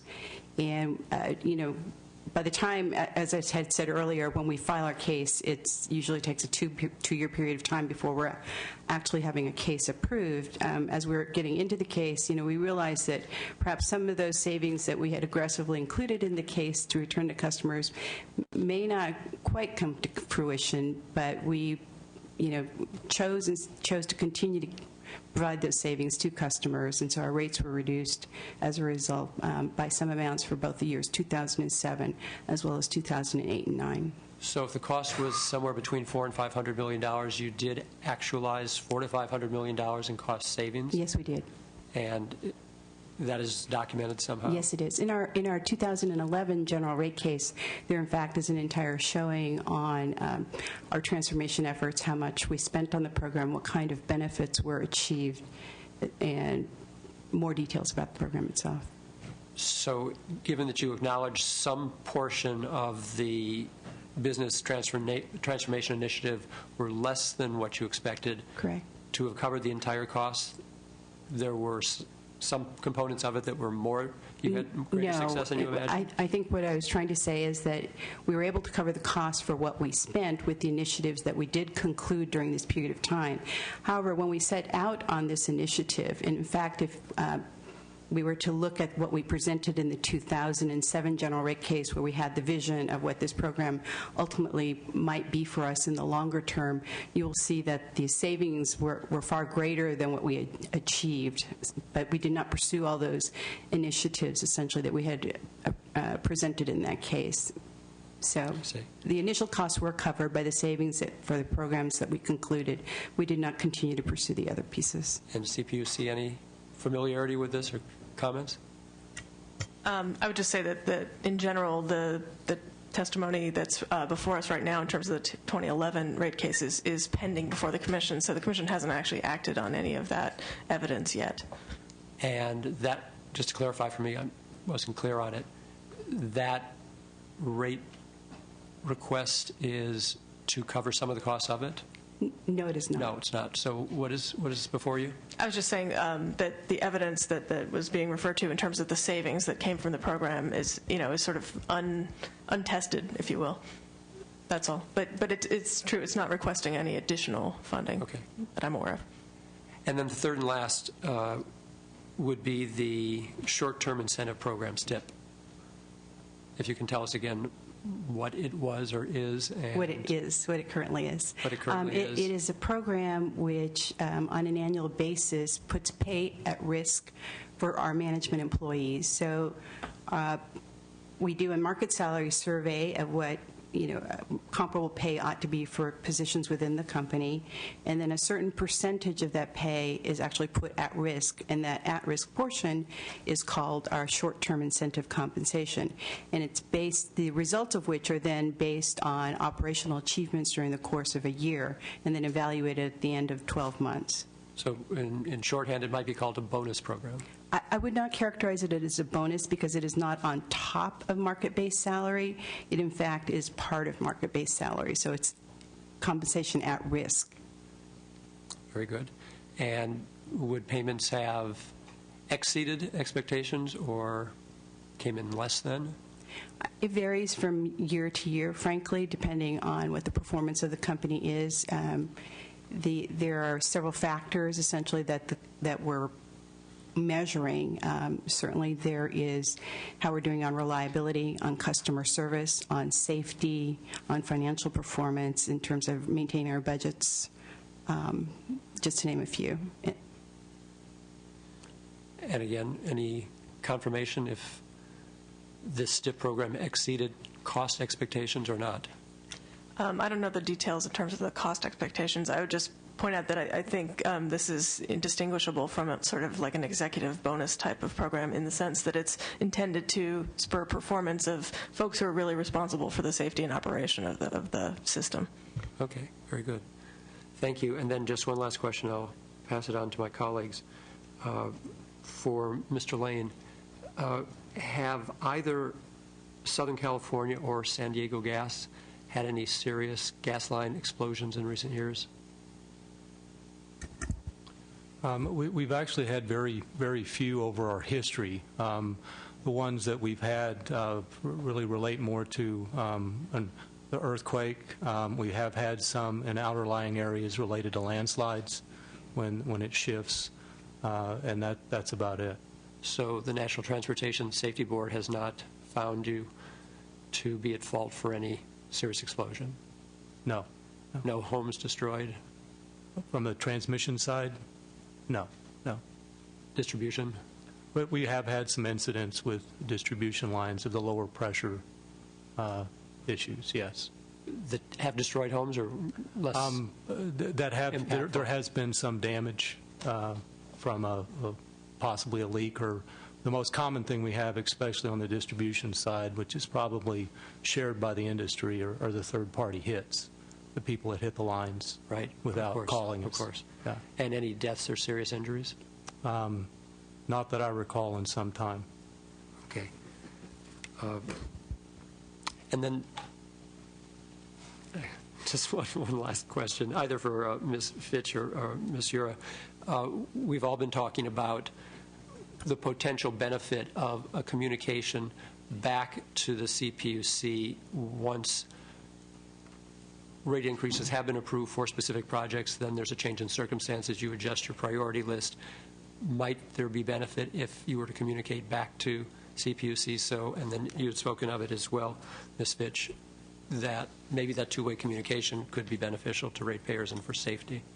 Yeah, I think I said in my testimony that, yeah, we expect to have greater reporting requirements going forward. It's not that there are none right now. We definitely look at projects that have been done in the past rate case cycle as an indicator of what's reasonable for going forward, but I think we need to get a bit more systematic in terms of that reporting and communication. And Ms. Ura? Concur? Excuse me. Yes, if that, is part of the requirement, which will help and improve communications. I know that we'll be working with the CPUC on this. Very good. Thank you. Senator Padilla. Thank you. Question in regards to some of the current requirements and mandates on the utilities vis-a-vis emergency response plans. My understanding is, number one, you're required to have them. Second, that you're required to have and maintain liaison, if you will, with some of the public safety, law enforcement entities in the jurisdictions that you operate in. But whatever plans you may have, either as far as emergency preparedness or emergency response goes, you're not exactly required to share with those entities you're required to liaison with. Can you either tell me if I'm accurate or inaccurate in that understanding, and if accurate, what comments or thoughts you have on increasing those requirements? I'll address that, Senator. The issues that we do not share with the local first responders are the specific information around our employees. Our emergency plans have all of our telephone numbers in them for both home and cell phones. So there's a great deal of personal information that we do not want to share and get out to the public. In addition, there's some numbers in there that are only for first responders to have, and we don't want those made public for fear that others would utilize them and, if you will, tie up phone lines in a time of significant issues. The issues and the types of issues we run into in terms of whether it be gas issues or electric issues, that information is shared with them. And in fact, there is a very robust program to go through and train first responders on being first responders for a gas or electric incident. So I get the point of not wanting to share personal information of your employees, but the plans themselves, is that something that's shared formally with emergency responders or first responders? When we meet with a county, and we generally speaking meet with the Office of Emergency Services, we will go through the protocol that we'll use in that particular area and the expectations in terms of communication. So whether or not that area uses incident command, whether incident command is set up, those type of activities are what we would normally do in a county-wide emergency response activity. We wouldn't necessarily go through the manual and talk about where equipment is located or things such as backhoes or how we're going to contact our employees directly. Okay. Sempra? I think it's similar as far as the outreach. Yes, we do outreach to the various agencies throughout the cities that we do serve. We sit down and go through our response protocols of not the detail as far as, again, employees, equipment location, but what we can expect of each other on the response. The one thing that we've also done in the last several years is modified our structure some to be much more similar to them of this incident command, or what they call the ICS system. It's a command structure, so that if we do have an incident, we're able to talk to each other in similar language. And again, it's around what they're looking for from us on a response perspective and what we're looking for from them. This, to me, is an area that, I think, again, as we learn from the incident, that we definitely can possibly look at expanding and improving on. Okay. And my point in asking the questions is not only, how do we expand on or improve upon the current mandate, but something as simple as, okay, well, you're sharing some but not all of the information with the local first responders. And San Bruno's may be a good example of an incident took place, the local and surrounding fire departments were in need to respond. But I would imagine that knowing where small and large gas pipelines are is a good thing for firefighters to know or have in that kind of a situation. Second, where is sort of the vetting taking place? Appreciate industry standards and industry coordination or collaboration, if you will, on setting of standards, but where is the opportunity for, whether it's the PUC, whether it's the state fire marshal, whether it's FEMA or anybody else, to say, Well Sempro or PG&E or anybody else for that matter, we appreciate you have this plan in place, but here's what you're missing, or here's where the weak points are. Where's that vetting happening? Well, at least speaking on for both San Diego and SoCal, again, it's part of it has been for us over the last several years of when we have our joint drills with the various agencies, and we'll actually mock, some situation, be it an earthquake or landslide, and walk through, and they're active participants. It's not only the first responders of the fire agency, but OES as well will be part of it. And so that's where we do have debriefs back and forth of ways we can improve working with each agency. I'll simply add that the incident command instructors has been the one piece of feedback we've received from all first responders over the last couple of years, and we as an industry have been trying to go to that model. So we are talking about using the same terms going forward, so we do know the expectations of each and every player who shows up on an incident. And also to follow up, the CPUC does audit the emergency plans somewhat annually and gives us feedback based on what they think needs to be done to improve those plans. Okay, question for PG specifically. True or not true that after 9/11 there were changes in policy made in terms of what information relative to the location of gas pipeline infrastructure was shared with the public or not? After 9/11, there was a change in policy in general around critical infrastructure, and there was an effort not to allow critical infrastructure information into the public's view. And so information that might have previously been shared, there was a much closer look at that prior to sharing it with any public body, if you will. Okay, and is that a decision that you made internally, or was that a state change in policy that you then implemented, or a federal change in policy that you then followed? Most of the first activity was based on the federal guidelines that we received and having discussions with those bodies that oversee us. So we had discussions at AGA and INGA about what other companies were doing and basically determining what we thought was critical infrastructure. Okay. Any PUC comment on that specifically?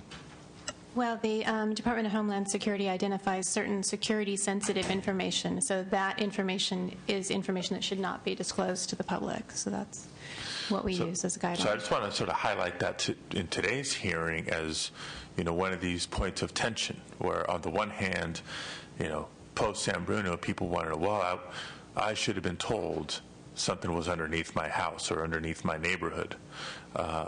Or even on a going forward basis, conversation about the disclosure of the location of some of this infrastructure for people looking to buy a home somewhere. Do I live here? Do I live there? Relative to what's underneath this home or not, versus whether it's on a statewide or certainly on a national level, concern about security, terrorism threats, et cetera. I don't know if we're going to have a final answer for that today, but something that I think we're all very cognizant of, and we can't ignore the need for as much information as possible for residents and overseers, while being respectful of some of the unique concerns that most people don't often think of often enough. A question for the PUC when it comes to the gas accords and some of the settlements that have been reached in the past. I know several of the stakeholders, not just the utility and your own staff, but others involved, certainly have a history and a track record of weighing in vis-a-vis what's reasonable in terms of rate increases and sort of crunching the numbers to make sure that rate increases aren't too high but are sort of sufficient. Beyond that, who do you rely on the most for the technical expertise to know that, well, if this is the value of the rate increase, the dollar value, yes, it makes sense vis-a-vis infrastructure upgrades or maintenance or security measures or any of the technical components? I think in general, we first rely on PG&E because they have the most knowledge of their system and much more detailed knowledge than anybody else could have. But then, as you mentioned, it's a combination of interveners as well as our own staff analysis that ultimately comes up with a recommendation to the Commission that is ultimately adopted or not or changed. But I would say in general,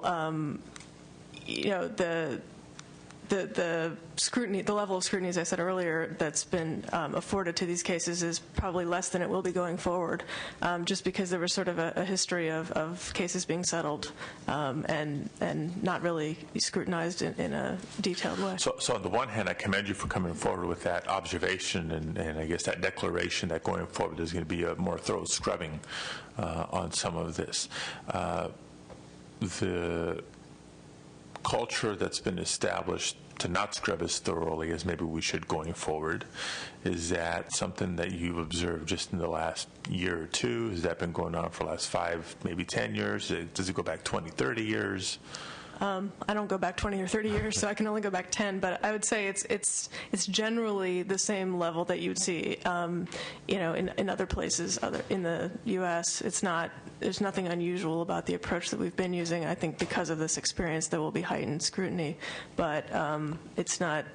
I'm not trying to say that it's a apathetic situation at all. I think it's basically a balancing act that we try to achieve in terms of what's the appropriate cost that we're willing to pay for additional safety and reliability of the system. And so it's always kind of a balancing act. What do you attribute to the not as thorough scrubbing to? Is it just sort of a culture at the PUC? Is it lack of staff? Is it lack of technical expertise or experience? I think it's really just an assumption that is sort of prevalent that if all of the parties to the case have settled on a number, that it's the appropriate number, and without additional scrutiny by Commission staff, or at least not as much as we might like to see. So it's a result of, well, if everybody else seems to agree, then it must be sufficient without fulfilling my duty as a PUC employee or whatever hat I wear at the PUC to see to it myself that it is thorough, that it is appropriate. I'm not sure. Okay, well, that's what I'm hearing. You're asking me. That's what I'm hearing from you. No, not you individually. Yeah. I mean, just sort of the culture or the mentality at the PUC. I mean, I would just say that in general, there are a lot of cases that the Commission oversees, and so if there's one where there's not any controversy among the parties, it's sort of easier to just say, okay, well, that sounds reasonable. But I think we are going to be looking a little bit more carefully at the expenses, both in the past and what's reasonable for going forward in the future. Okay. And just temporary open-ended, if you wanted to chime in or add anything in addition to whether it's the investment in safety or maintenance or liaisons with emergency responders and the planning. Anything else you'd like to share? Okay. Thank you. Senator Wright. A couple of things. Typically in a rate case, you're talking about a span of time that might be 5 to 10 years given the time you start and some of the assumptions that you make. In PG&E's 2011 rate case, what would the rate be in terms of dollar amount, approximately? If you would apply, I mean, and your rate case would take in purchasing the gas, the salaries, the operations, I mean, in addition to the safety factors. So a rate case for a PG&E gas division might be how many dollars, approximately? Excuse me. Look real quick. For PG&E's gas transmission rate case, to distinguish that from the general rate case, the revenues that we're talking about in terms of what we filed for was about approximately $530 million. So that would run the gas transmission business on an annual basis for the year 2011.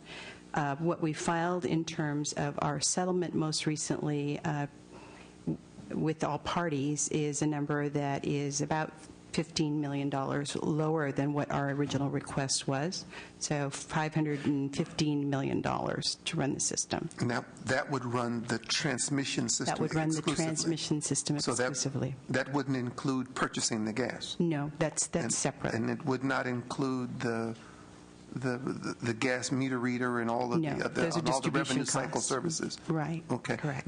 What I'm trying to get to in this discussion is that in a rate case, there are a number of things that are applied for in a rate case, but it's over a period of time.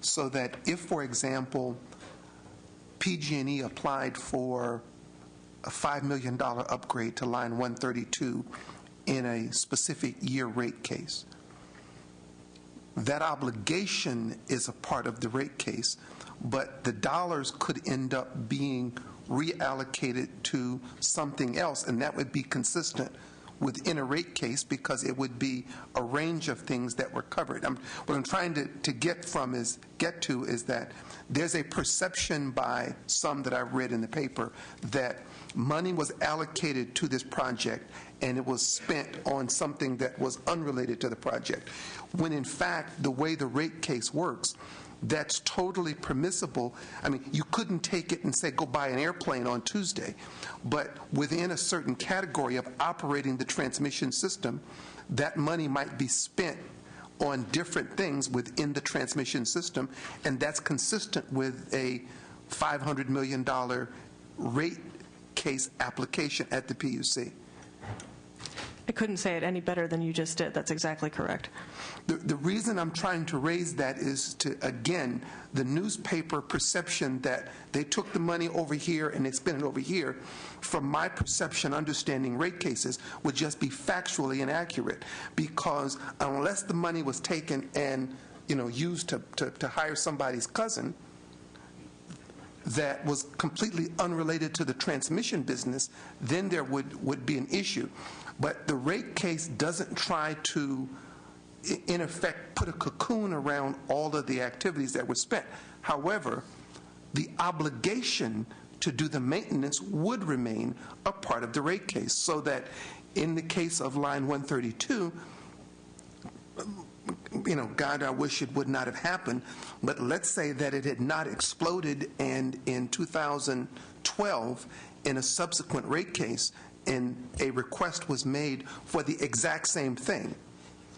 Someone, hopefully at the PUC, would say, in the 2008 rate case, you put in for that thing.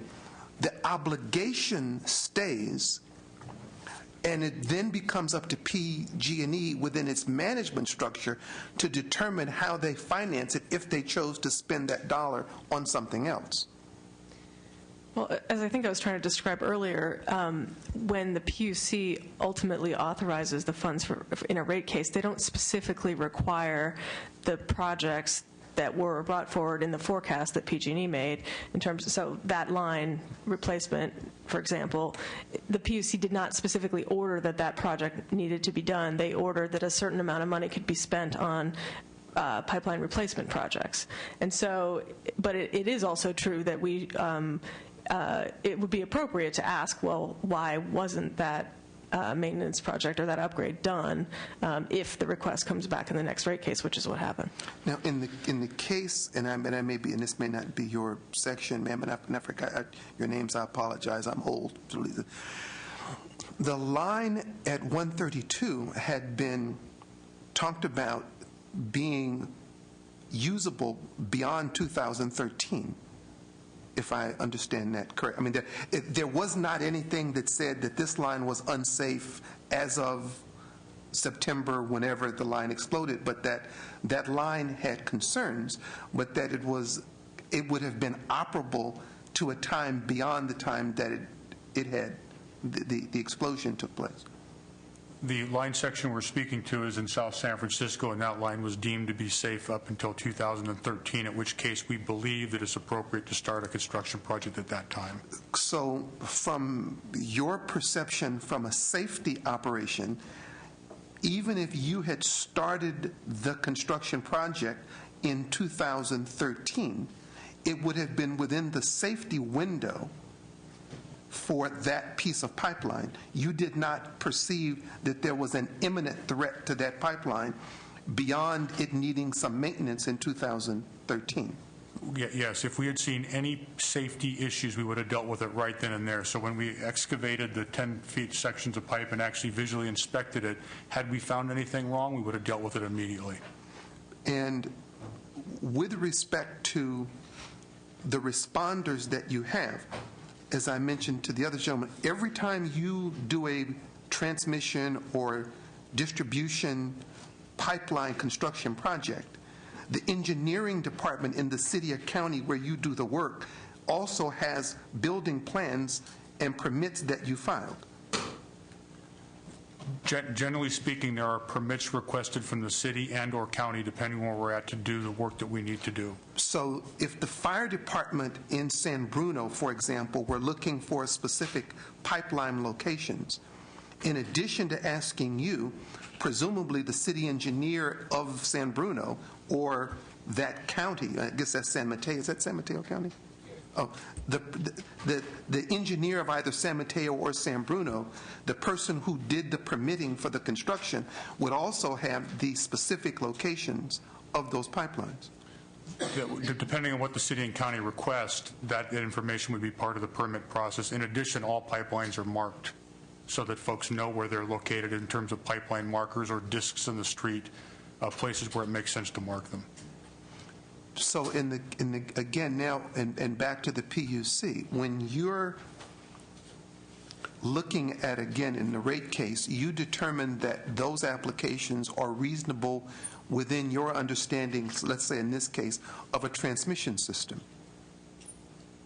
So if they said we want to spend X number of dollars for the maintenance of that transmission business, and this application in a rate case would be separate from the purchase of the gas, the revenue cycle services, and the meter. So on the transmission business exclusively, those things that were applied for, you would determine that they were consistent with the operation of a system.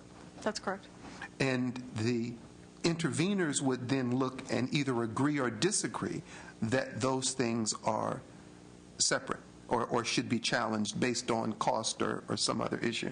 Correct.